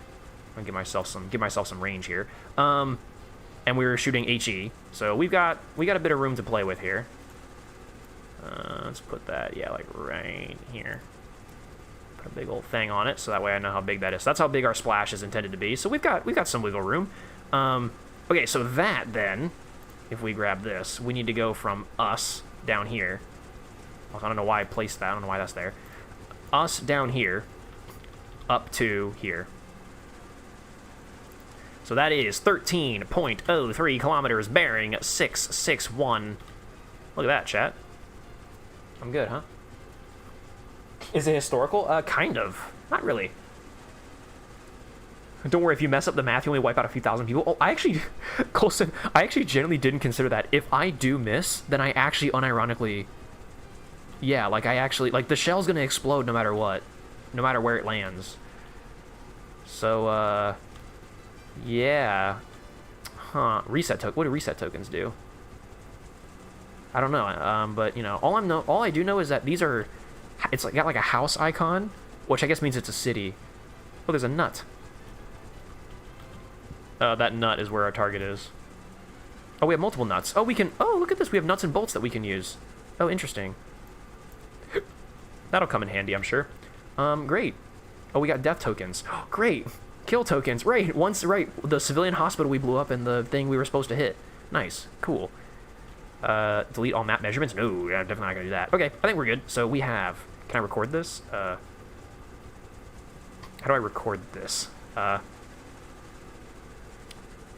I do, oh wait, is that what the red is for? Oh, the red. Oh, the red actually writes it down. Okay, so there's a reason to do this with yellow versus red. So the red actually is what writes it down. Okay, so we need to focus on this then. So we need to pop that. Yeah, like right here. So we can erase the 100, we can erase the 40, and the 75. Wait, what did I just draw? Oh, I accidentally right-clicked on that, on the arrow, so that's what deleted it. All right, so there's a reason to use yellow versus red. So we'll say, like, this is, like, right here-ish. Okay, so yeah, bearing 60 to 66.2 degrees, 12.97 kilometers, with a big fuck-off area of destruction. Cool, okay, we can do that. So we got to calculate. So we need 2 powder charges, I'm gonna assume, because that's what we did last time. We need a distance, all right, calculate distance, input target. So the distance is 7.42. Select number of powder charges based on the distance. Oh, I see, it tells us how many we need. So we are going for, how far are we? 12 point, ooh, 2 powder charges might just not be enough. 1 powder charge gets us to 5 kilometers. 2 powder charge gets us to 10 kilometers. 3 powder charge can get us out to 15. So we're gonna need 3 for this one. And then we calculate the elevation, okay. Yeah, right, okay, so we're gonna need 3 for this one. It seems like. Distance, 12, whoa, 12.97. 12.97. 3 charges, probably. Calculate. Sweet. 51.88. This is like Papers, Please, but way better. Cool. Okay, so we got that. Now we load. We load your mama up. So we need HE, standard round burst load. Oh, nope, that's fine. Yep, standard HE. Load that shit. Imagine you come back from work and your house is gone. Yeah, well, imagine you work in a hospital and you come back from work and everyone's dead. And also the hospital's gone. Yeah, you're firing into a town. If you miss your target, you don't even hit the target. Either way, you splash an entire town. Yeah, this is a... Yeah. Sorry, I haven't been paying too much attention to chat, guys. I'm sorry. And fire a warning shot. If they're still alive, fire a real shot. Okay, Goofy. That's a great idea. That's basically how we're doing.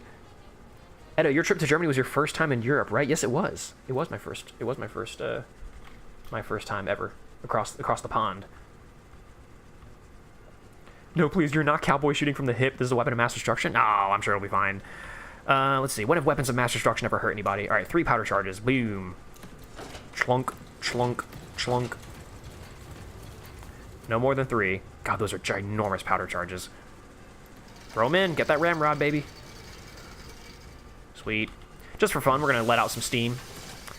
That's probably good. It's a good amount of steam. It's a good amount of steam. I think that should be fine. Oh my god, look at that breach. Oh. Oh, look at the gears, man. Wow, okay, there is a lot of great mechanical satisfaction here. Oh, it's even got the screw and everything for how it works. Yeah, they really considered how all of this is going to work. Wait, does it automatically elevate? Bearing, or elevation, 51.88. Yeah, that looks like it's about where it's trying to go. I think this elevates automatically, you know? Oh, do we put 2 shells on target? Ordnance just told us HE only. They didn't say how many shells we should fire.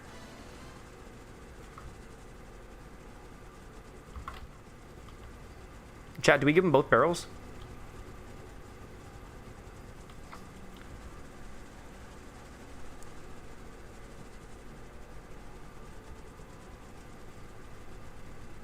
I've almost seen all the tank museums in Europe at this point. Nice, man. I would love to. Every time I go to a new country, I want to visit like their premier tank museums.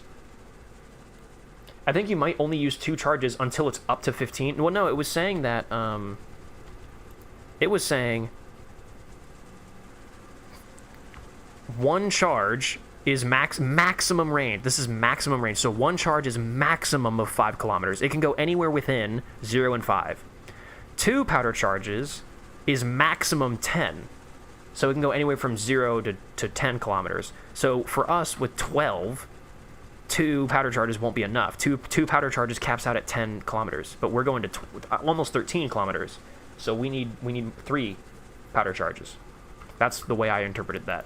And yeah, you can hold down tab as one need. There's a check mark. Oh, good. I approve of it. I approve of this range. Oh, I guess it's saying like it's checking it off your list, like saying I've done that. Because I assume you're gonna get multiple fire orders. Oh man, this is gonna get crazy when you have to start juggling multiple fire orders. Please don't. 1 is enough. Trust. Okay. And overkill is the best kill. Fire 2. What's a few more city blocks? I mean, that's true, guys. I'm from Germany, and I think the way you call on off our cities Cologne is funny. I don't know what that... I'm not sure quite what you mean by that. What you call on off our cities Cologne is funny. I truly don't know what that means. You elevated it for the previous shell and it didn't reset? Oh, did I? What's our elevation? No, 53.52? Oh yeah, you're right. 53. Okay, so we need to go down. Oh no, that's up. Okay, so this was for the previous shot that we did. 51.88. Yep. Cool. Great. Yeah, okay. I mean, that's it, basically. I don't think... this time, chat, we may not give them both barrels. Let's see if we're gonna hit... If we're gonna hit another hospital, then maybe we don't need to. Alright, I wish you could zoom in on this panel. I wish I could read what this was. Fire mission confirmed. Let's see. Can I just click the button? Oh, I can just click... Oh, I don't have to sit down. I just click it. Oh, great. Cool. Shell type confirmed. Bearing. Bearing is 85.7. Is that correct? Wait, no, that's not correct. Wait, we didn't turn. We didn't bear. We didn't do bearing. We just did elevation. Where's the bearing? I know it's around here. I know it's around here somewhere. This dang fangled thing. Rotate. Oh, it's on the other side. It's on the right side. I keep wanting to think this is the left gun and this is the right gun, but no, this is bearing. So we need to go 66. Oh, I can do it this way.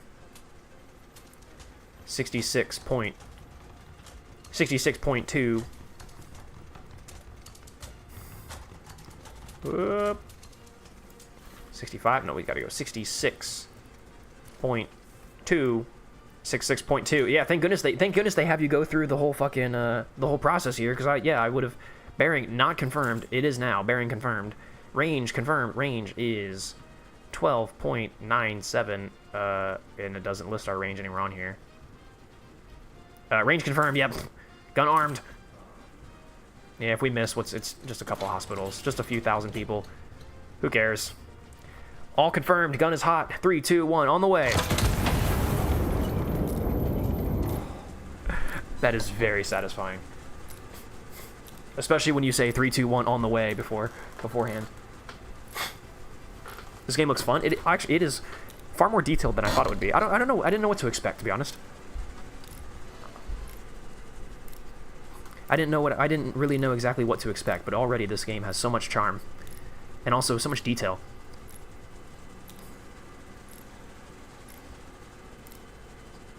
Oh, we might be a little too high. Oh, that might have been a little high. Oh no, that was on target. Fantastically on target. Also, our maps from the previous shot don't save. They don't get to show us. We don't get to look back at what our previous shot was.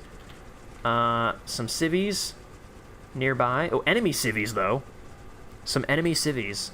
Those bastards. Alright, so our nut was just about on point. Let's delete all this. Nice! Civilian targets destroyed. we were a hair low, I think. But, I mean, that's it. We did it. And I guess, was this injured? We injured some civvies nearby? Yeah, we were a hair low, chat. I'm not sure exactly how that happened, but we were a hair low than what my maps indicated. I mean, that's a successful fire mission. I don't know what else to call that. Success. Fire mission 1 complete.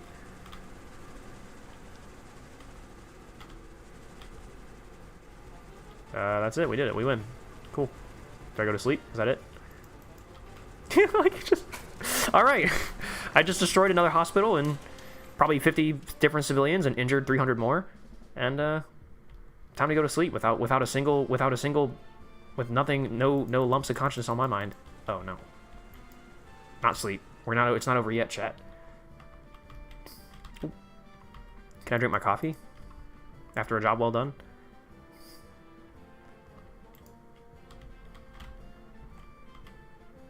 Oh, the mission was literally called Hospital False Flag. Oh, so we actually did genuinely, on purpose, bomb a civilian hospital. I see. Huh. Oh, okay. High command. We did it.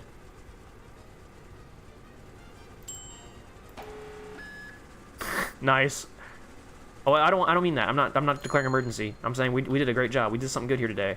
Field reports. We did a good thing here today. Is this game could this game be multiplayer? This game feels like it could totally be multiplayer. What do I do next? I completed my fire mission. Do I send another? Splash 2? Check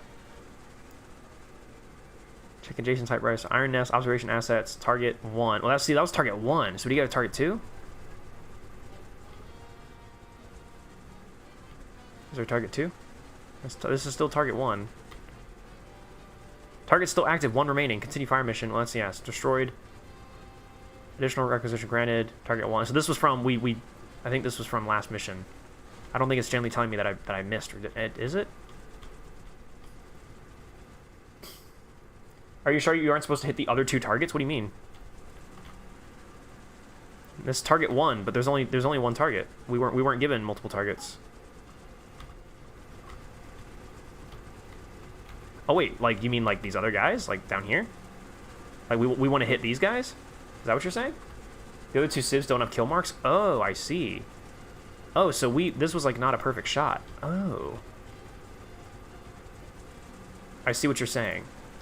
What is there a way that we could have? How big is the influence on it? Could we have hit them with one? It is... Oh, it's just barely possible that we would have been able to get all 3 with one shot. With an HE shot. Okay, no, so we need to adjust fire. We need to adjust south. Oh, Lord. Okay.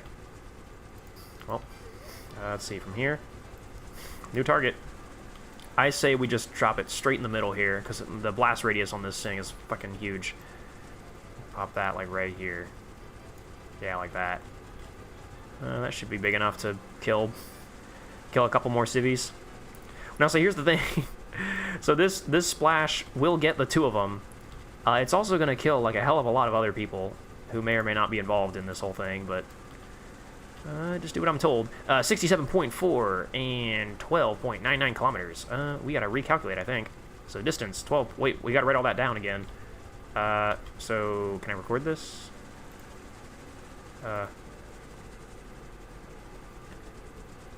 Fire mission complete. Oop.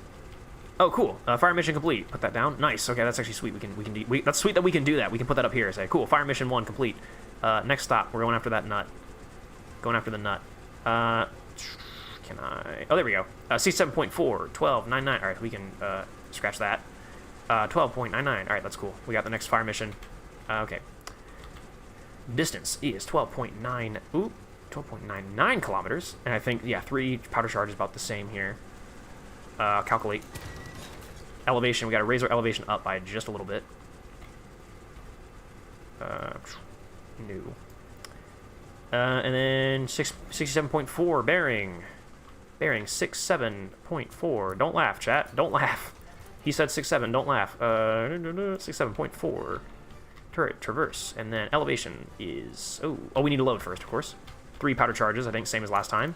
HE. Standard burst. Oh, we blew a pipe. Sorry, chat. We just blew off a little bit of steam there. Load HE.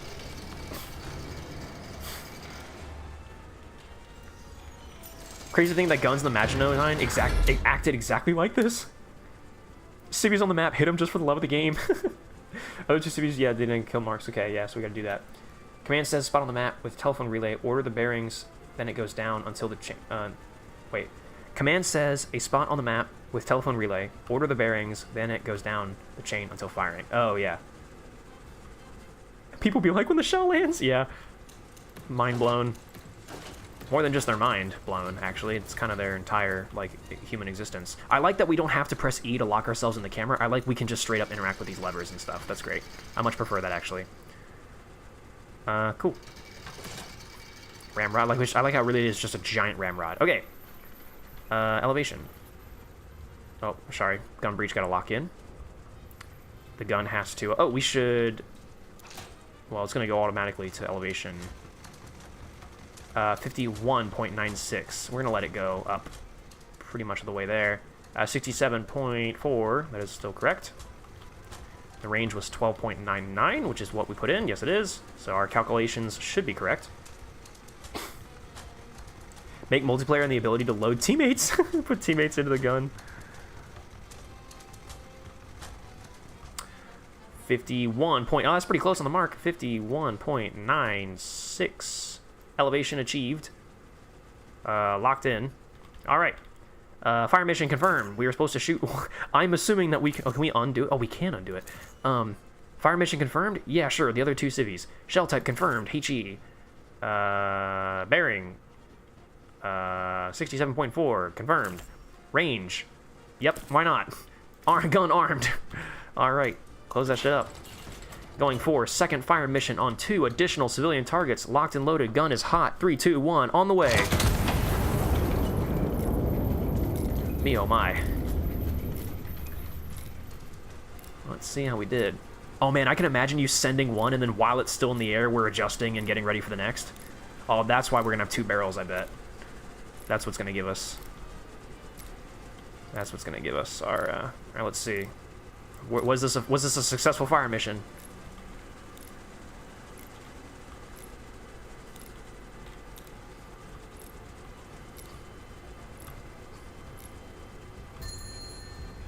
Ooh, direct hit. Fantastic.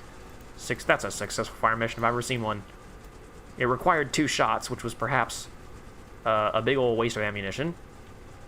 But everyone's dead. And that's really all I was told to do. Command to fire nest. Target's destroyed. Phase 1 complete. Oh, great. Second fire mission is now authorized. Oh, great. I hate to say this, Command, but I've already authorized 2 fire missions today. This is actually going to be my 3rd. Second fire mission is now authorized. Order star bursts over the Royal Palace. Excuse me? Star shells only. This is a non-combat operation. Fire in the vicinity of the coordinates below. Ground observer will mark the corrections directly on impact. Recon photos. Adjust and repeat. Fire until high command confirms satisfactory burst position. Yellow numbers, distance. Yellow arrows, direction from the impact point target. Approximate illumination coordinates. Oh god. Alright, well, so we definitely can't get this wrong. Oh, they only gave us a couple shells. I assume these are star bursts. Hold on, let's see. Star. Illume. High illume flare. Parachute drop. Oh, cool. Oh, it's got a big star on it. That's how you know it's a good guy's shell. Okay, well, erase all this. Brap. Erase all that brap. Did you mark on the map? No, you didn't give me shit. You did not give me jack shit. We have to go to the Royal Palace, though. Alrighty. So, we have a couple important things to note here. High command, order fire over. Ordnance, star show only. Sure, I'll write that down. Make sure I don't forget that. You know, who really cares? Vicinity, fire in the vicinity of the coordinates below. Ground observer will mark corrections, directing map. Adjust and repeat fire until high command confirms satisfactory burst. Okay. Yellow numbers, distance. Yellow arrows, distance. Prox illumination coordinates, map. I feel like that's all the stuff I want to write down. And then these are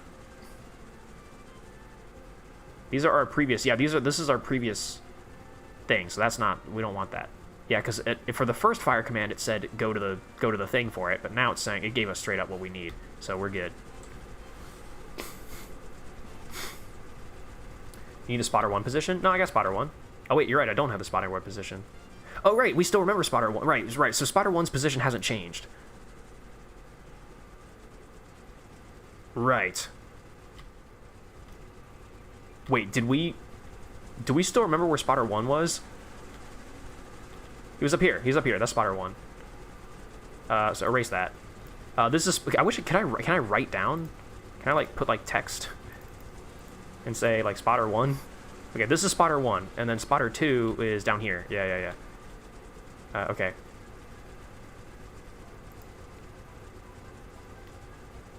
Okay. Star shell only. Yep. Adjust and repeat fire until high command confirms. Bearing 231, distance 364 from spotter. So this was spotter 1. I remember him. There are markers on the left side of the map. Oh, I guess these guys. Oh yeah, I guess. Oh yeah, spotters, fire targets, and then enemy artillery. Okay, so this is spotter 1. Oh, you know that's actually. You know what? You're right. That's a great idea. We should be doing that. Spotter 1, and then this is spotter 2 down here. He was over there. Cool. Spotter 1. So you are. So from illuminate coordinates, you are bearing 231. Yep. Whoa, 231. Oh, way this way. 3.64 kilometers from him. 3.64. Bearing 231. So like right here. 3.64. It's right on the edge here. It's right on the edge of the map. I'm trying to get this like perfect. Yeah, fuck it, that's good enough. So he's like it's like right here. So I guess we'll just plop that there. I don't know how big the illuminate flare is going to be, but that's approximate. Oh man, we got to traverse a big old way. So that means we need. So yellow numbers equals distance from the impact point. Yellow arrows equals direction from the impact point to target. Oh, so when they give us adjustments, it'll tell us from impact point. Okay. Okay, well, from us here, we gotta draw. I wish we need more colors than just red, yellow, and white. I guess I'll go like right there. It's about as best as I can do. 12.1 distance, 4.54 kilometers. Bearing 212.1. Erase. Oh, wait, no, wait. I actually want that. Fuck. I thought that was my old. Those are my old coordinates. No, I actually need that. So I want like right there. All right. Well, this is slightly different, but it should be about the same. You know, now that I think about it, this is a pretty good like America like. Hey, we're setting off some fireworks. We're gonna set off some fireworks right above these poor bastards. So distance. Okay, actually, there's a couple things to think about here. Distance is 4, so we can get away with 1 powder charge, just to save up on the loads here, because that's gonna get us to 5. Yeah, so that should be fine. So we just need 1. Distance. 12. We gotta go way down. This is 12. 4.54. 4.54. Oh wait, it tells you how. Wait, as we do the range. Oh, that kind of takes away the fun. As we do the range, it just straight up tells us how many powder charges we need. I thought like we'd actually have to figure that out, but oh well. So yeah, it just straight up tells you. So we got 4.54. 4.54 kilometers. Cool. 1 powder charge. I'm gonna calculate. Elevation 54.48. Roger Dodger. You know what? I will just go ahead and straight up. I will just hit E on this, and I will go ahead and just plop that right there. And we already. Yep, we checkmarked both of those. So 54.48. Roger Dodger. I'm just gonna go ahead and set that. 54.54. Oop, other way. 54.48. I'm gonna go ahead and do this a little bit. Oh, wrong way. Wait, that's elevation. Wait. That was elevation. That was elevation. That was elevation. That was elevation. Oh, we need to load first. That's right. Okay. I'm getting the order of operations all wrong. Oop. Star. Okay, we're still shooting a star. This is imperative that we shoot the stars.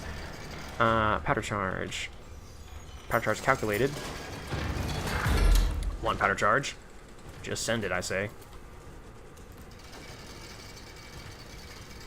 Incredible. And then when this is good, all right, I guess we can do the elevation, or we can do bearing. Bearing 12.5. We'll let the turf while I do that. That locks up. Cool. Get us down to elevation. What was our elevation? 50. Fucking what the hell? 54.48. Yeah, that should get us most of the way there. Oh, that's way too far.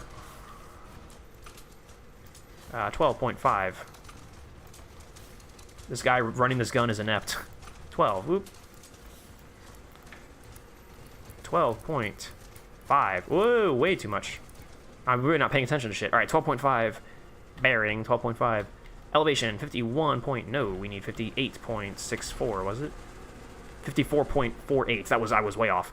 54.48. See, having this not written on my keyboard, or on my board thing, this thing that I have in my left hand, I don't know what it's called, that should be, I should be doing that. I should have it written on there instead of having to run back and forth. 54.48. Confirm.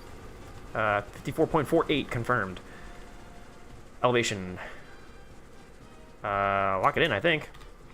Fire mission. Yep, they told me to do something. Shell type. Yep, star. Oh, good, it tells us right. I forgot. Bearing is 12.5. Bearing 12.5 confirmed. Range 4.54. Sure, why not? Gun armed. Safety off. Lock it in place, baby.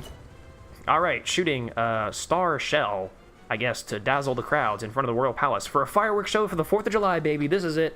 The best American fireworks show you've ever seen. Ready to fire. 3, 2, 1, on the way.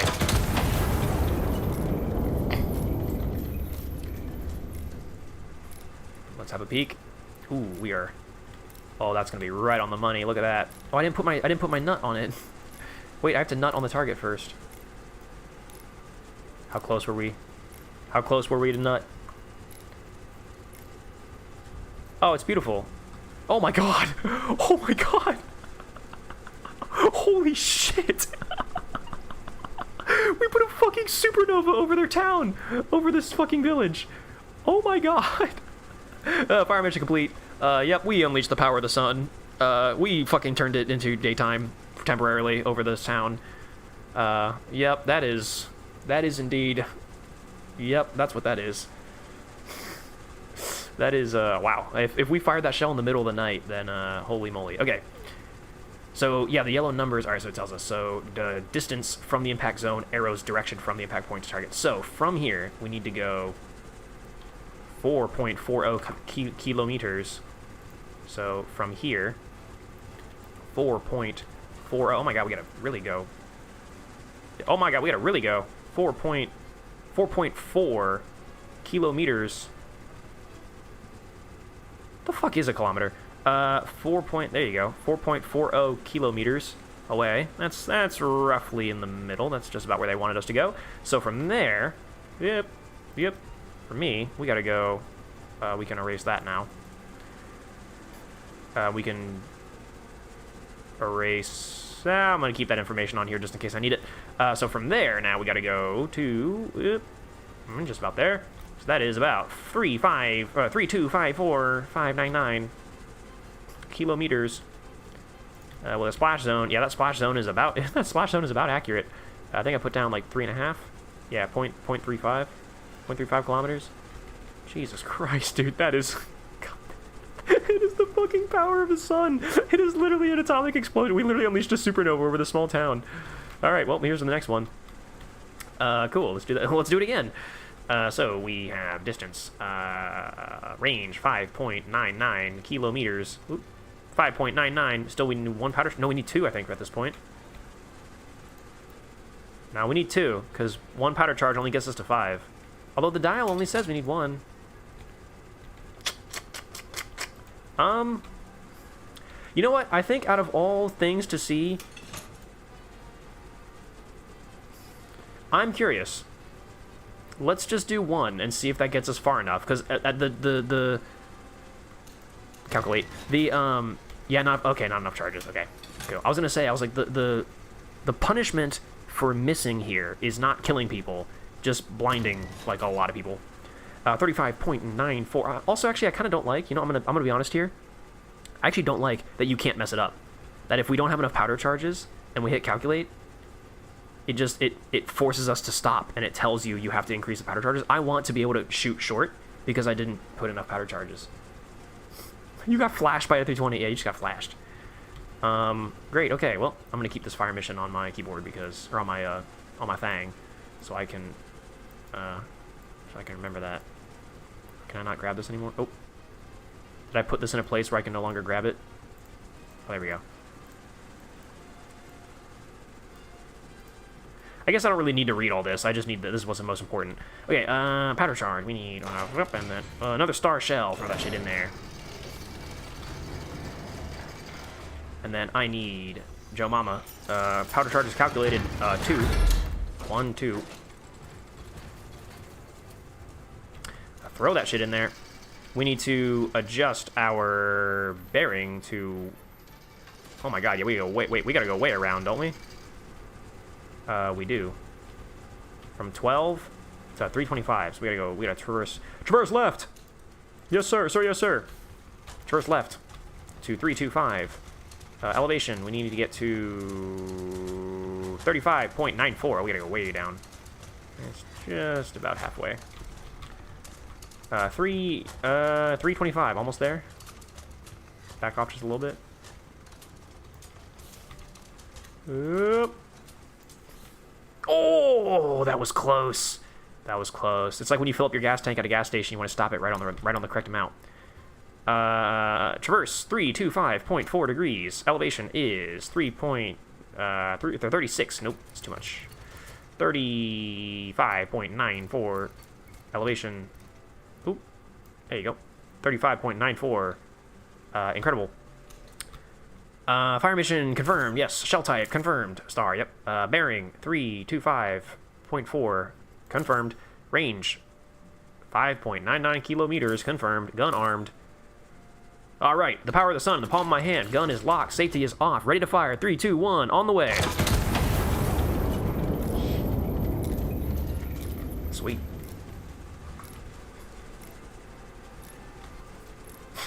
Star Shell definitely caused multiple car accidents. Yeah, no, they're people who will never recover from this event ever again. And we're about to have a couple more people who are not gonna know what the fuck just hit them.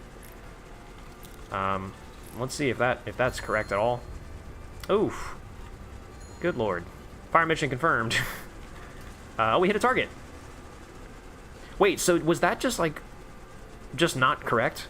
Because over here, like, oh, now we got some important guys who I think saw the flash. We hit a target. This time there was stuff here, but over here, was this just a random flash? Like, did we just flash, like, a bunch of random civvies? Do Americans know that most countries' days in Europe are no work days? What do you mean by that? Eddie, you didn't nut on the target? Fuck, you're right, I didn't. Fuck, where's my nut? There it is. Nut on target, confirmed. Do we get a kill token for any of that? Oh, we don't get any kill. Oh, actually, we get 3 kill tokens here. Beautiful. Oh man, look at this chat.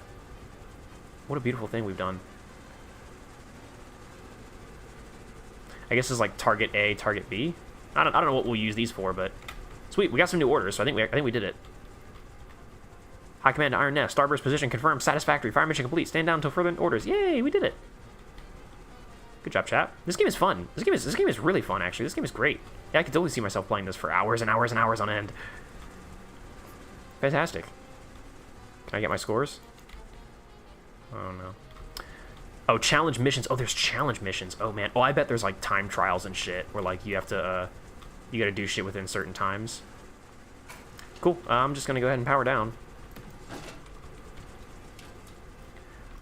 Close up for the night.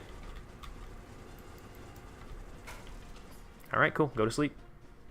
A job well done, chat. Mission complete. We killed a bunch of people and blinded 2 cities.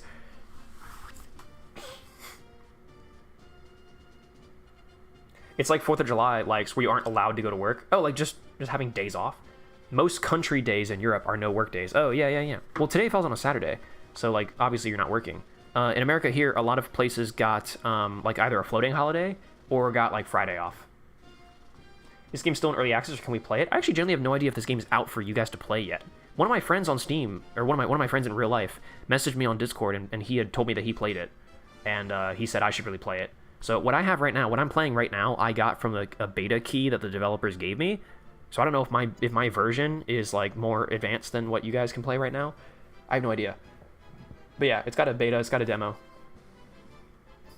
Hit the palace with HE at a change history.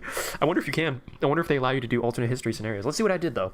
A night of celebration marred by atrocity.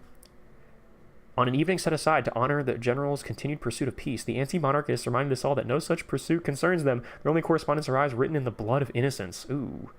His Majesty the King has entrusted me with a sacred mission, the general stated. The unity of the Iberian people, achieved not through further bloodshed, but through reconciliation. It is a mission I do not abandon lightly.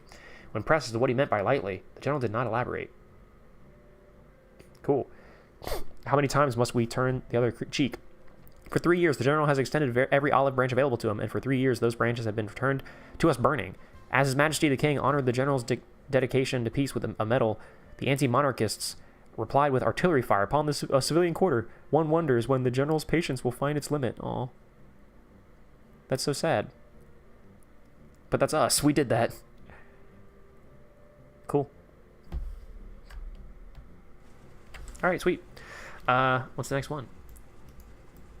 Insurrections and requisitions. Ooh. Do we get to kill more people? Wait a second, it's alt history. Spanish Civil War is in 1946. Spanish Civil War was in 1936. But yeah, okay, you corrected yourself, so you know. Whoa, what the fuck? Oh shit, this damn thing's moving. This fucking thing's walking. My coffee. Let me drink my damn coffee. Oh my goodness. Holy schlotzkis. We are moving.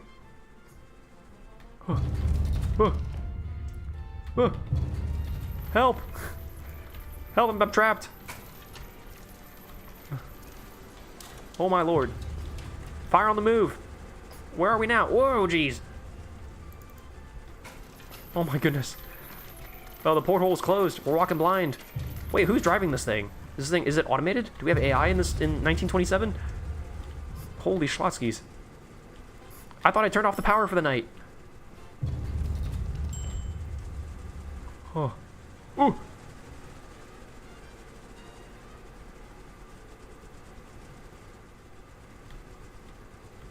Oh, we did it.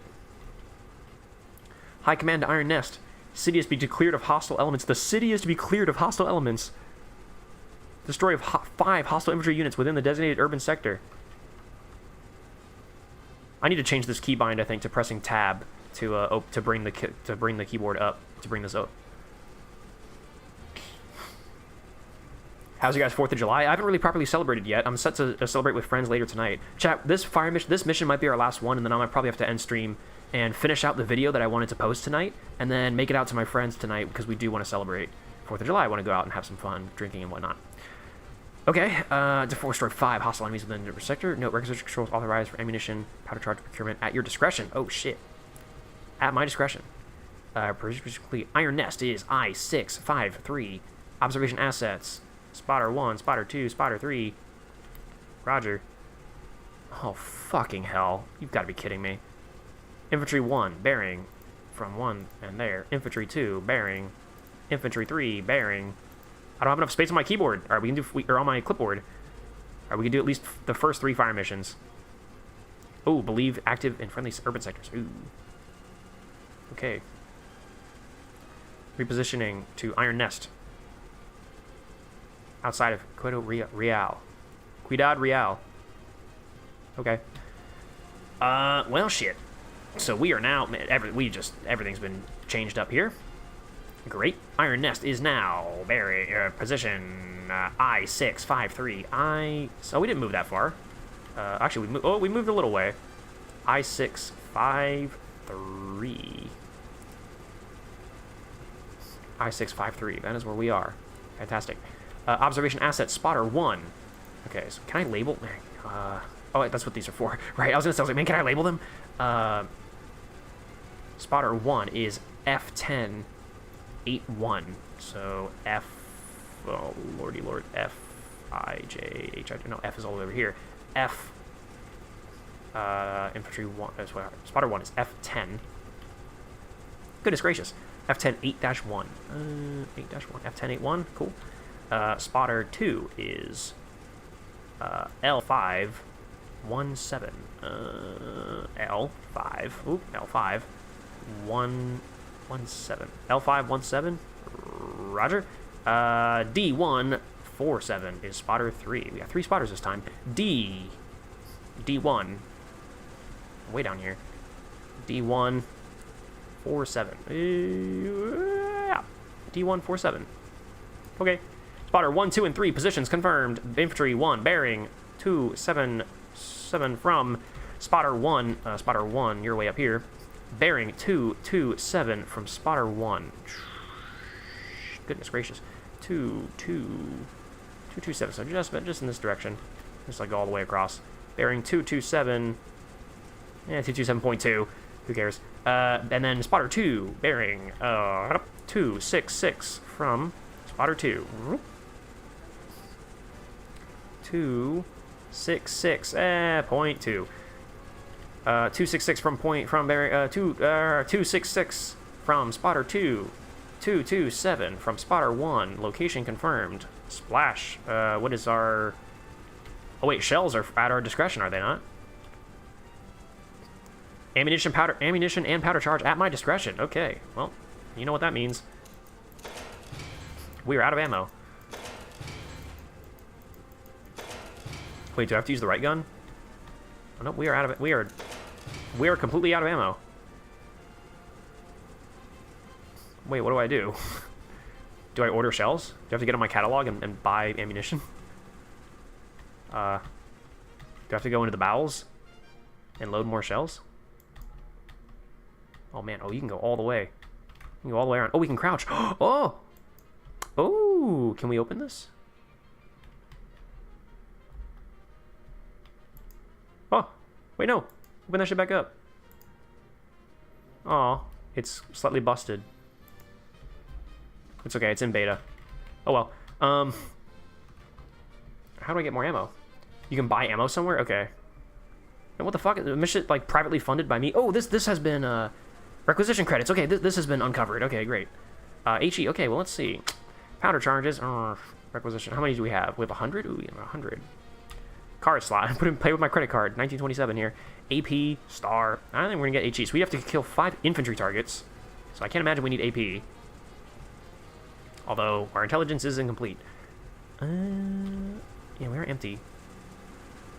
Oh man, we have new dials. Oh lord. Alright, the game is expanding. The game is opening up before our very eyes. What is the shell types here? So here's the thing. We have multiple infantry. Wait. If we plot our targets first, and then we find out if any are near each other, That'll help, okay? That'll help. So first thing we can do is plot. This is our first target. We can say target 1 is right here. So then our next infantry 1, or infantry 2, bearing. I guess we'll do this in red. Why not? Actually, no, we'll do yellow. So we can clear that out. So that's our first target. Infantry 2 is bearing 273 from spotter 2. 273. Ooh, 273. Oh, alright, he's way not in the same place. 273 from spotter 2, so just, and then bearing. Whoa, I went way off. Wait, what? Spotter 2, bearing, yeah, 273. Oh man, I went way off. But yeah, 273. Wait, no, yeah, 273 is, yeah, right around here. Okay, bearing 273. 273. What the fuck? What happened to my brain? Why did I think 273 was like down here? What happened to me? Oh, I think I just saw 200 and just thought that was it. Okay, so then, and then from spotter 3, whoop, bearing 330, ooh, 330, just about. This is target 2. Right about here. Target 2. So, question, can we hit these guys with one shell? See, I don't know how big the big guy is. Oh, you did 2.73? Oh, I did distance 2.73 instead of bearing. Oh, might be.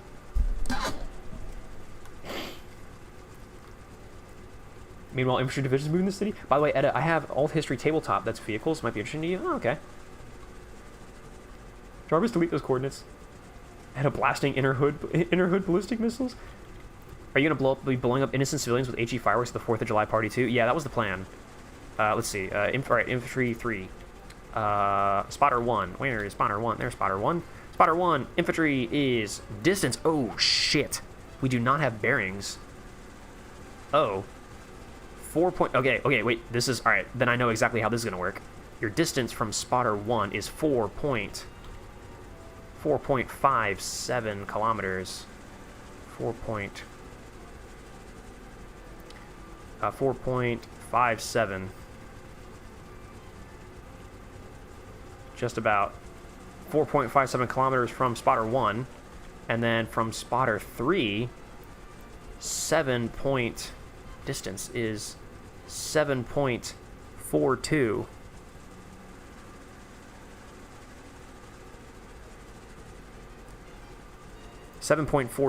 So that means there are two places, there are two positions that the target could be. They could be either right here, right next to us, or they could be right here in the factory location where the enemy is probably meant to be. So I think the answer here is pretty obvious. So we're gonna put 4 back up. We're gonna grab this guy and move him up to here. So I think that's gonna be our locale for target, our infantry target 3. So again, question: does this mean anything to me? I don't know if I can get 1 and 2 with the same shot. See, that's the problem. I don't think I can. Now, chat. At this point, we might genuinely have to let out both barrels. Well, let's at least queue up our shots. So I think.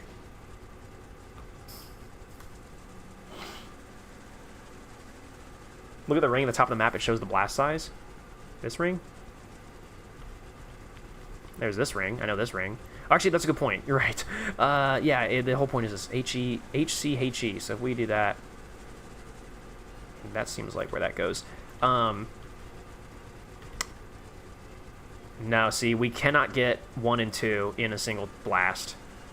So we'll do HE, and we'll just pop it. All right, so we're just gonna have to do 3 fire missions here, which is fine, I guess. Let's go ahead and nut on our targets. Drop a nut right there. Drop a nut right here. Dropping a hot nut.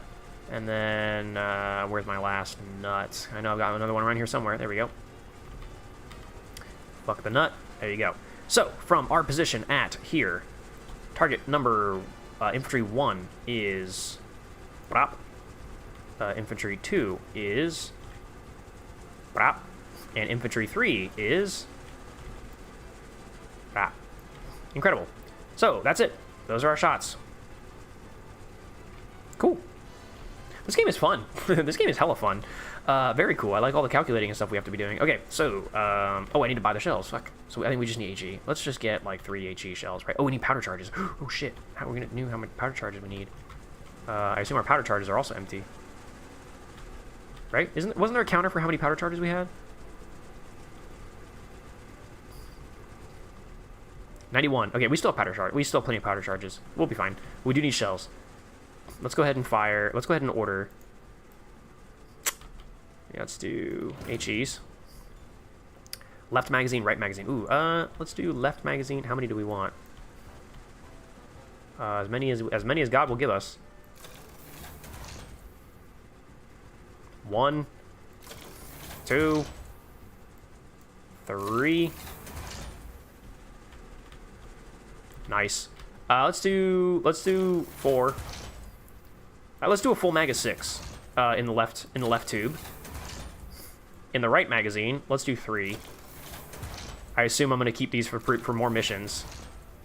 3, and then I'm gonna do 2 HE or 2 AP in the right magazine.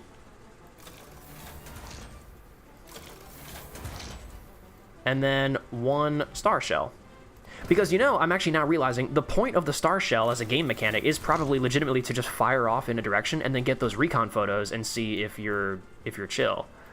If you're hitting where you're trying to hit, or if there's anything extra in the area that you should be focusing on. So star shells are actually probably genuinely useful for scouting the targets. But we don't really care much about that. I'm just going to start shooting. So target 1 is, let's go for target 1. Range 8.27 kilometers. 8.27 kilometers. Powder charge 2 we need, because we need to get up to 10 at minimum. Yep. Shell type. What the fuck? Oh, we have... Oh, are there... Oh, there's only... Okay, I thought like we was literally randomizing through letters. No, we want... HE. Bearing to target. Ooh, Oh, we do input our bearing. Okay. Bearing is 261.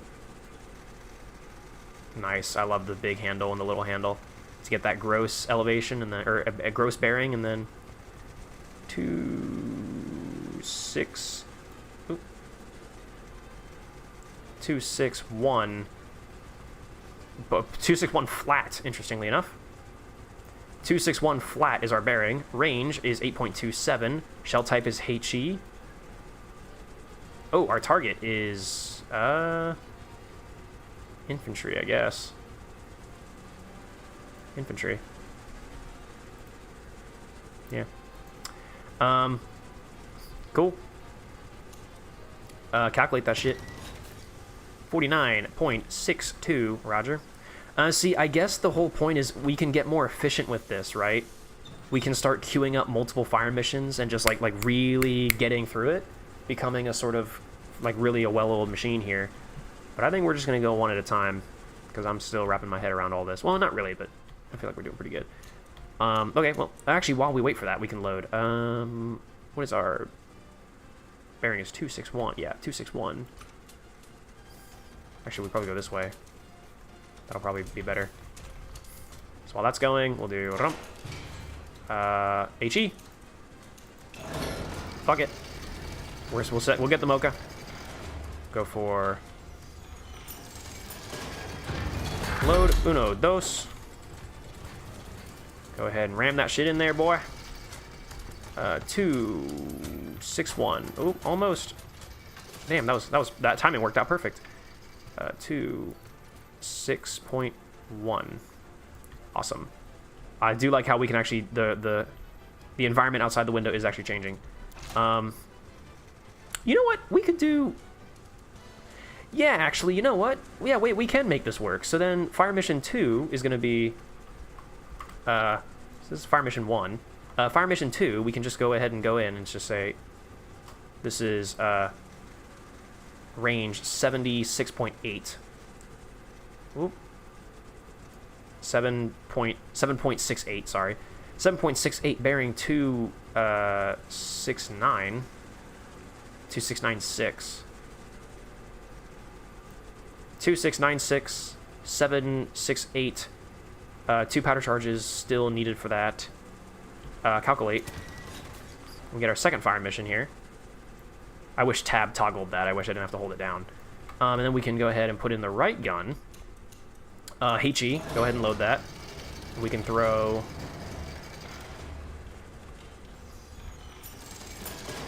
powder charges, 1 and 2.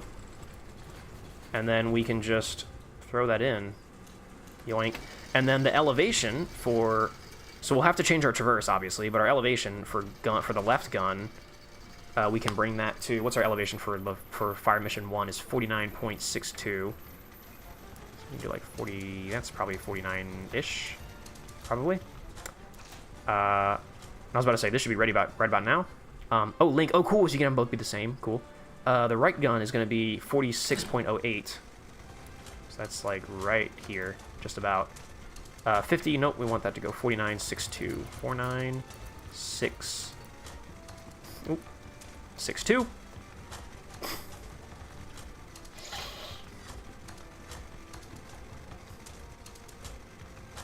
Dev should have a co-op mode to make the experience 10 times better.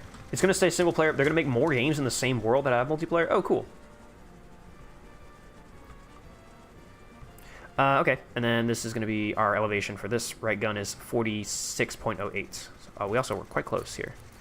46.08 degrees. So we will have to fire our left gun and then traverse right and then fire our left gun. Should be quite easy. Cool, okay. So, left gun. 49.62. Elevation. 61. Oop, 61.1. We need 61 flat. 261 flat. Fire mission confirmed. Shell type HE confirmed. Bearing is 261 flat confirmed. Range is sure, why not? Elevation is what I should be saying, is 4962. That is confirmed. Gun is armed. Safety is off. We're going to go ahead and proceed with Fire Mission 1. Out of left cannon. 3, 2, 1. On the way. Immediately, we are adjusting Traverse to 269. Adjusting. Traverse right. Traverse. Steady. Steady. Steady. Oh. On. Sorry, on 269.6. Fire mission confirmed. Shell type HE confirmed. Bearing is 269.6 confirmed. Range 46.08 confirmed. Gun armed. Lock it in. Ready to fire. 3, 2, 1. On the way. Fire mission 2 complete. Let's see. Ooh, Fire Mission 1, that is a big... Ooh, we got 2 civilians and 1 enemy down. That is a very successful fire mission, if I do say so myself. We will go ahead and set up Fire Mission 2. Let's see how that is going to go. I don't know what this is. 45 point... What did I draw with a red arrow? That was 40... That was that there. Oh, we got infantry here. Fantastic. Infantry target down. We got more targets though that we're seeing through the lens here. Yeah, probably. You know what? All right. Well, that's a successful fire mission. 2 infantry targets down for 2 shots. It seems like we got something big here. Forward observers report a probable enemy ammunition cache across the river. Priority target designated. Priority conduct recon flight over grid P4. Confirmation. Confirm position. Neutralized AP ordnance. I knew it was a good idea to buy some AP rounds. A recon plane requisition card has been issued. Requisition card, requisition console. Oh wait, so we can just straight up ask for a recon plane. Oh, that makes things a lot easier. Oh great. Oh, I thought we'd have to shoot we'd have to shoot a flare shell to be able to see stuff. Oh, we just call it in. Oh, okay. Well, okay. What did I draw on the map that gave me a thing here? Because yeah, 45.7. I don't know what that is. I'm gonna get rid of that. I don't know why I drew that or where I drew that. Truly have no idea. Ammunition cache across the river. Where is? Oh my god, this is a massive city, by the way. There's a civilian target there. Cool. So we got two civilians down, 1 enemy infantry. Successful fire mission. 2. Target number 2 is down. Successful fire mission. I guess we'll just go ahead and engage target 3, and then we will reset for the next round, because why the hell not? So, target number 3, go ahead and prime the left gun here. Target number 3 appears to be a distance of about 7.56 kilometers away. Roger, lock that in. The bearing is 289. Nope. 289. Nope. 2898. Oop. 2898 confirmed. Target is infantry. Why the hell not? Powder charge is going to have to still be 2 for this. Go ahead and calculate that. That's 45.36 for a bearing. Love to see that. Sorry, for elevation. This is still 2 powder charges. We're going to go ahead and load HE, because we are not changing that. Why AP on the ammo cache? Maybe it's inside of a big, it's a deep, like, bunker or something like that. It's like a big bunker. We're going to have to do a big bunker buster. Ammo rack, do it. We're going to hit the ammo rack, boys. All right, well, let's go ahead and prime a, well, let's go ahead and figure out what the hell we're going to do here. Prime aggressive issued. Conduct recon flight over grid P4. Okay. So, grid P4. Oh my god, do I really have to? Okay, here we go. A, B, C, D, E, F, G, H, I, J, K, L, M, N, O, P. Oop, P. P4. It doesn't really give us a bearing. Is there a bearing? Confirm position, then neutralize the AP. Okay. I guess the bearing would be, yeah, obviously, the bearing is obviously going to be which direction it flies over. Oh, I didn't mean to do that. P4, so that's where they want it to go. P4, I'm going to use the yellow here. P4, P4, P4, P4, P4, A, B, C, D, E, F, G, H, I, J, K. Whoa, P, we're going all the way other side of the river. P, Q, P, P4. P4, so, I guess, bearing... yeah, I guess bearing, like, basically 270? Fly that way? Where does it go? Where does it come from, though? Did it come from here? Friendly house? Oh, that's what I drew there. I don't want to draw that. Underground AP required. That's why I see. Supply cache, infantry. Yeah, blue is ally, red is enemy. But see, here's the thing. But this is red. So is that enemy? And this, these are friendly cities. Oh, I see. So we are shelling friendly cities, by the way. I guess that makes sense. A recon plane, I guess it comes from us. Does it go from us over there? So P4. Yeah, just fly bearing... yeah, bearing 100 degrees. Sure, why not? Bearing 100. 102, sure, why not? Oh man, that cost a decent amount. 20. So how do I call that in? Can I just... Is that on the map now? Or does that just fly in? Oh, yeah, that just goes. Okay, cool. There it is. Underground bunker. That's going to require AP, so that's our next... I'm going to say that's our next fire mission. That's our next immediate fire mission. And we have AP in the right gun tube. So we're going to fire the left gun tube at infantry target 3. Right gun tube is going to fire at newly discovered ammunition bunker, whatever the fuck you want to call it. Bearing 104.2, distance 6.87 kilometers. We will keep that in mind. I'm actually going to go ahead and clear out infantry target 1, splash that, splash that, splash that. Infantry 2, splash that, splash that, splash that. Splash infantry 1 and 2. 4, when I say target 4 is right there. Bonk. Cool. Actually, observation assets, we already have the location. We already have those locations, so I'm going to go ahead and just pop all that. Cool. Awesome. Great. Cool. I feel good about that. Fantastic. Okay. Let's go ahead and load up for our next fire mission on Yamama. 5.2.56, 0.89. Oh, did we load everything already? Oh, yeah, this shit's ready to go. Okay. We need 45. 45.36. Oh, that was a little too much. 45.36 confirmed. I need some classical music playing in the background here while I just eloquently level entire city blocks. Let's go. I'm going to go ahead and use the power traverse here. Give me that. 3.89. 2.89. 2.8. 1, 2, 3, 4, 5. Steady. On. Halt traverse, halt traverse, halt traverse. Too far. Traverse back, traverse left. 2.898. 898. 898. Steady on. Gun is on target. Let's do some calculations with all this. So let's assume now, let's pretend that we wanted to shoot. Wait. No, that's the HE. That's the HE fire mission. I was about to say, I was like, wait, is this the fire mission for the other one? No, this is Infantry 3. Fire mission for Infantry 3. We want to do another fire. We want to create another fire mission though for air distance 6.87. Whoop.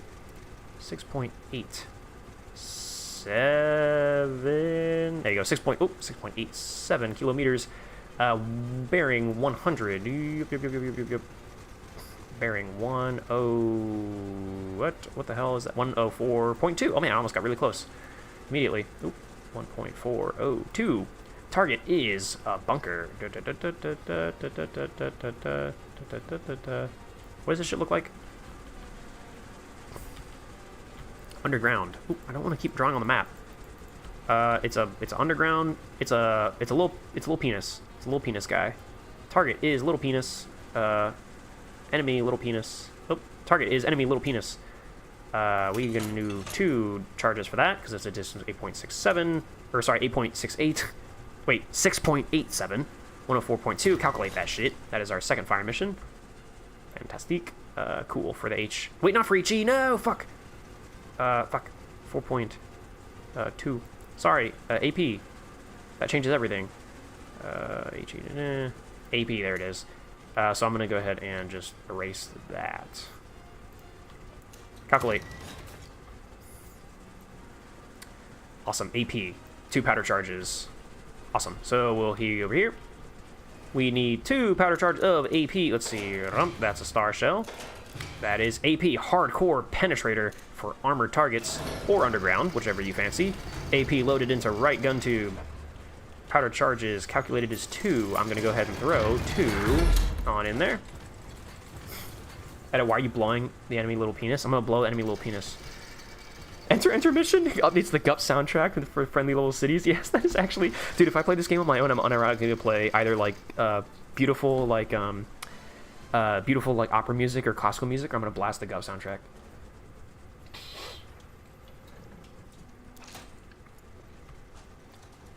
Bob Simple Tank versus an AP shell from this thing? Yeah, for real. Okay, elevation is 41. Now we gotta drag that down. 41-ish. And then we will traverse once we take our first shot, so 2.89.8. Okay, so left gun firing. Fire mission left gun first. Fire mission confirmed. Shell type, HE, confirmed at a left barrel. Bearing is 2.89.8, confirmed. Range, 45.36. Elevation, 4-hour range, confirmed. Gun is armed. Left gun is loaded, elevated properly. HE is loaded. Off safe. Gun is ready to fire. First fire mission on infantry target number 3. Ready to go. 3, 2, 1. On the way. Fantastic.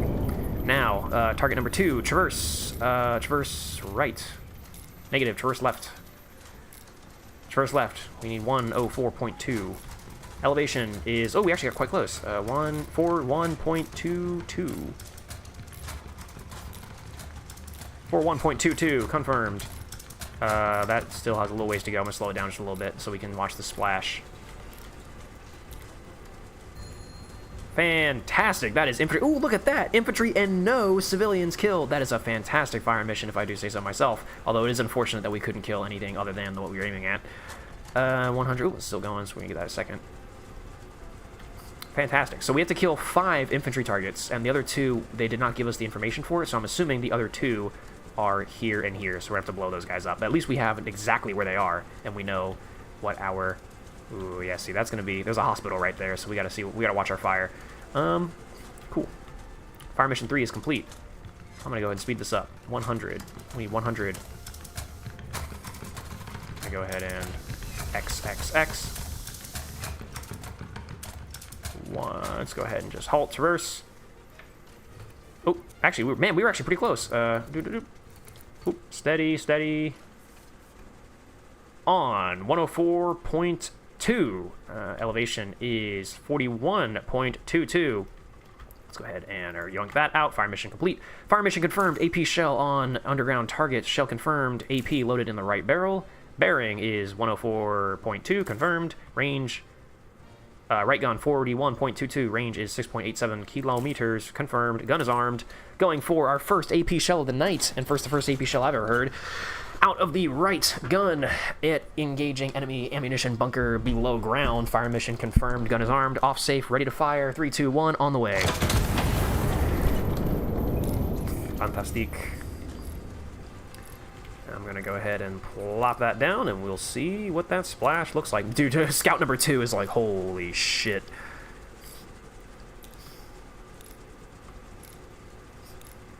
Let's see. Now, we could do better on our time here, how quickly it's taking us to engage these targets, but oh well. Oh, this has to be pretty precise, by the way, because... Ooh, beautiful. Look how small... I was going to say, I liked... Last second, I remembered how small the area of effect is for an AP shell, so, like, shit has to be exact. And it was, so... Beautiful. Target destroyed. Ammunition bunker is down. High Command Iron Nest. Cache destroyed. Well executed. 2 hostile infantry units remain in the urban sector. Complete their destruction in detail. Ooh, I like that. I like completing their destruction in detail. And yes, I do believe that means that they're trying to tell us that these 2 infantry targets remain, and they are valid targets to engage, so we are going to do so. So, I'm going to go ahead and clear out the map clutter just a little bit, to be honest.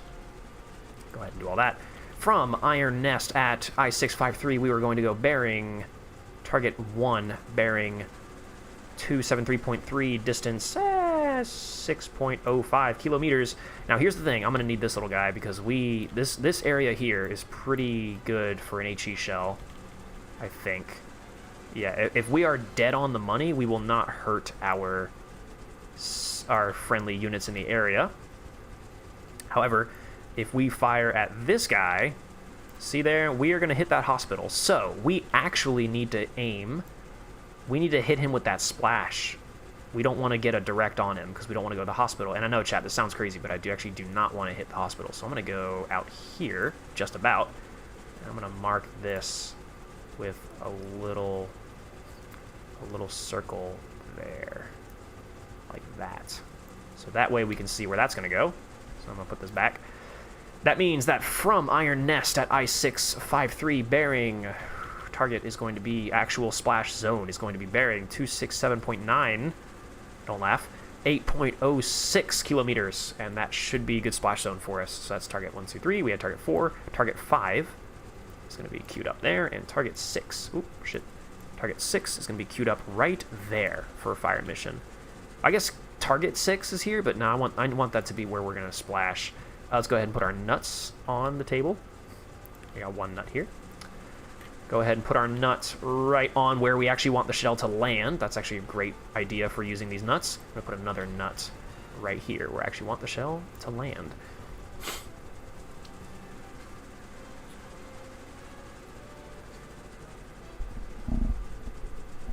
Do you think there's subsonic shells? Would you hear it coming? I have no idea. Shells like that cannot go subsonic over long distance. Hell, like Nuclear says. The shells are traveling multiple kilometers in seconds. There's no way it's subsonic. Yeah. The loudest supersonic crack you've ever heard in your entire fucking life before you no longer have a life. Cool, so let's engage for fire missions 5 and 6. So, fire mission number 5, bearing, sorry, distance 6.05 kilometers. 6.05 kilometers. And we are going to go for distance bearing to target is 273.5. 273. Oh, man, that was close. 273.5. Perfect. Shell type will be HE for this. Do we load HE? Do we have any HEs in the right gun? We did, I thought. Yeah, I thought so. Actually, let me do that first before I somehow forget and load the wrong shell type. Nope. Nope. Rump. HE, load that shit. HE. Load that shit. Oop. Load that shit. So, first fire mission, HE to 273.5, bearing at 6.05 distance to target. Our target is just standard enemy infantry. Ooh. Enemy infantry. Go ahead and give me a calculation on that.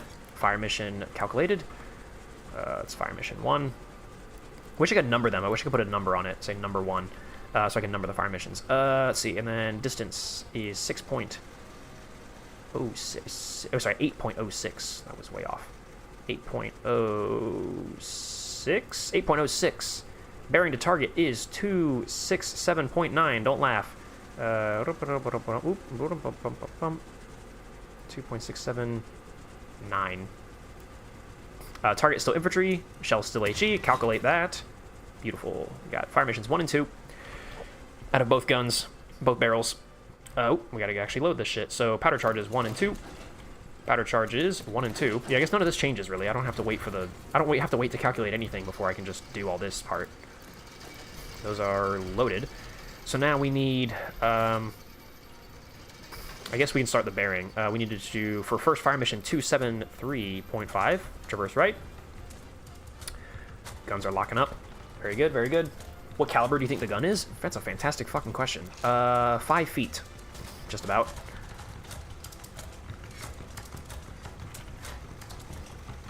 Okay, so we need elevation on... Let's do the left gun is going to be this, so 36.3. Let's do like right about there. The next one is going to be 48.36. We'll go ahead and do that. Our first fire mission is 2... Ooh, we gotta go way faster, man. Come on now. We got no time for this. 273.5 bearing. Traversing. 3. Oh, that was almost. 36.3.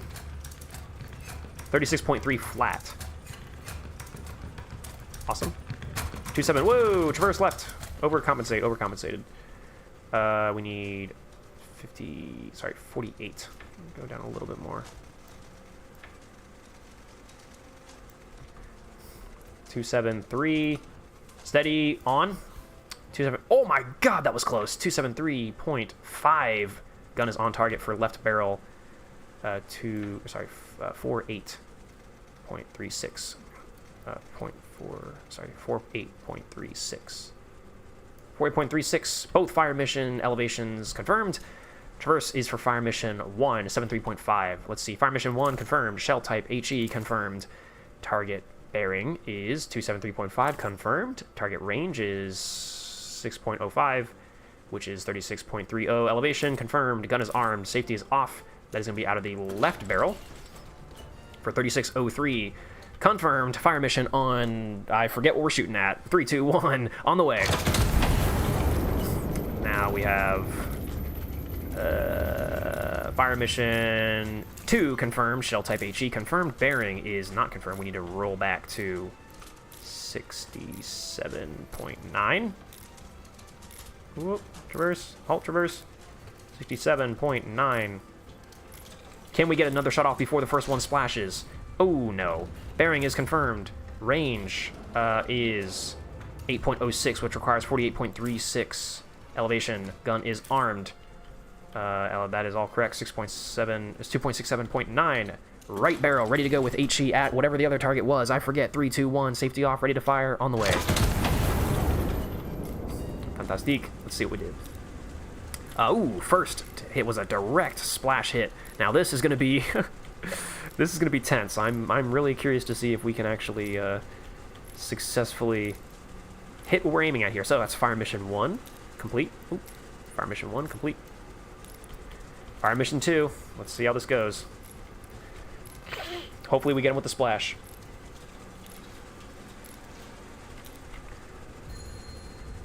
Fantastic! Exactly what we were hoping for.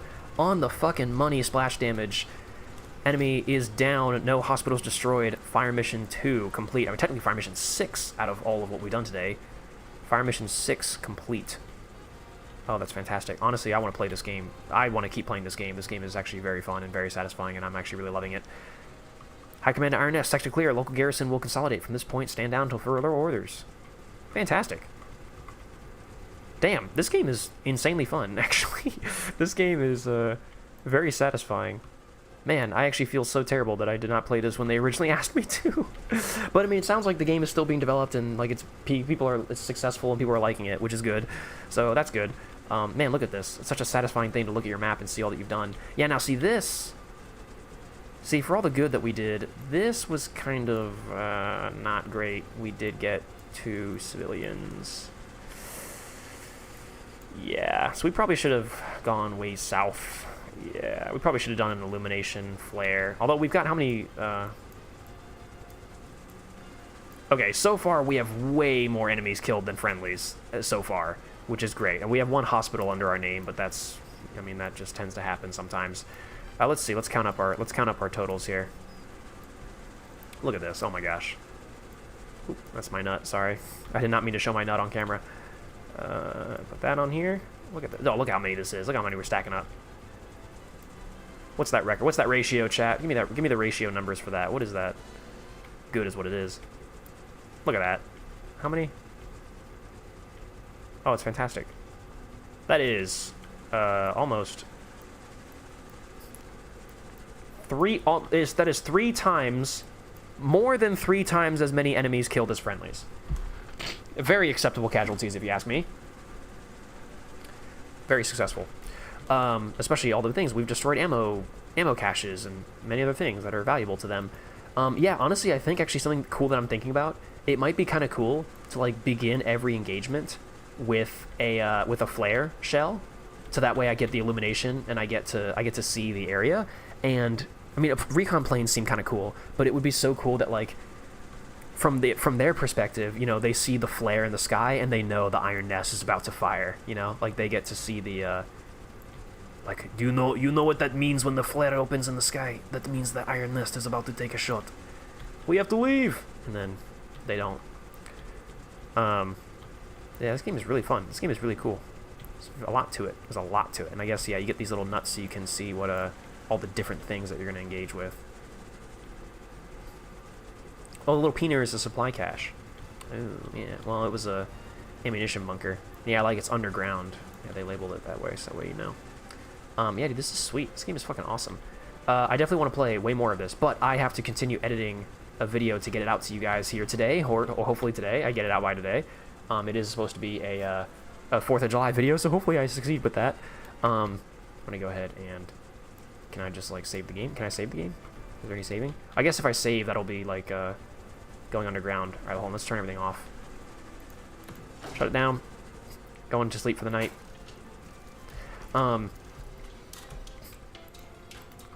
Yeah, hopefully I can finish this video for you guys and get a 4th of July video out to y'all. And then, that'll be it. Royal City reclaimed, restored the crowd. The Royal City is restored to the crown this morning as the general drives the anti-monarchist occupation from its streets. The city, His Majesty the King was pleased to learn, is almost majority intact. Oh shit! Oh, look at the helicopter. The castle calls, you will answer. Oh shit! Those who answer the call willingly are remembered as heroes. The general encourages you to be remembered as a hero. Damn. Cool. Hopefully that counts as a. Nice. That counts as a save. Go ahead and exit. Awesome. Oh, look at that. Oh, look, that's so cool. Oh, the developers. Aw.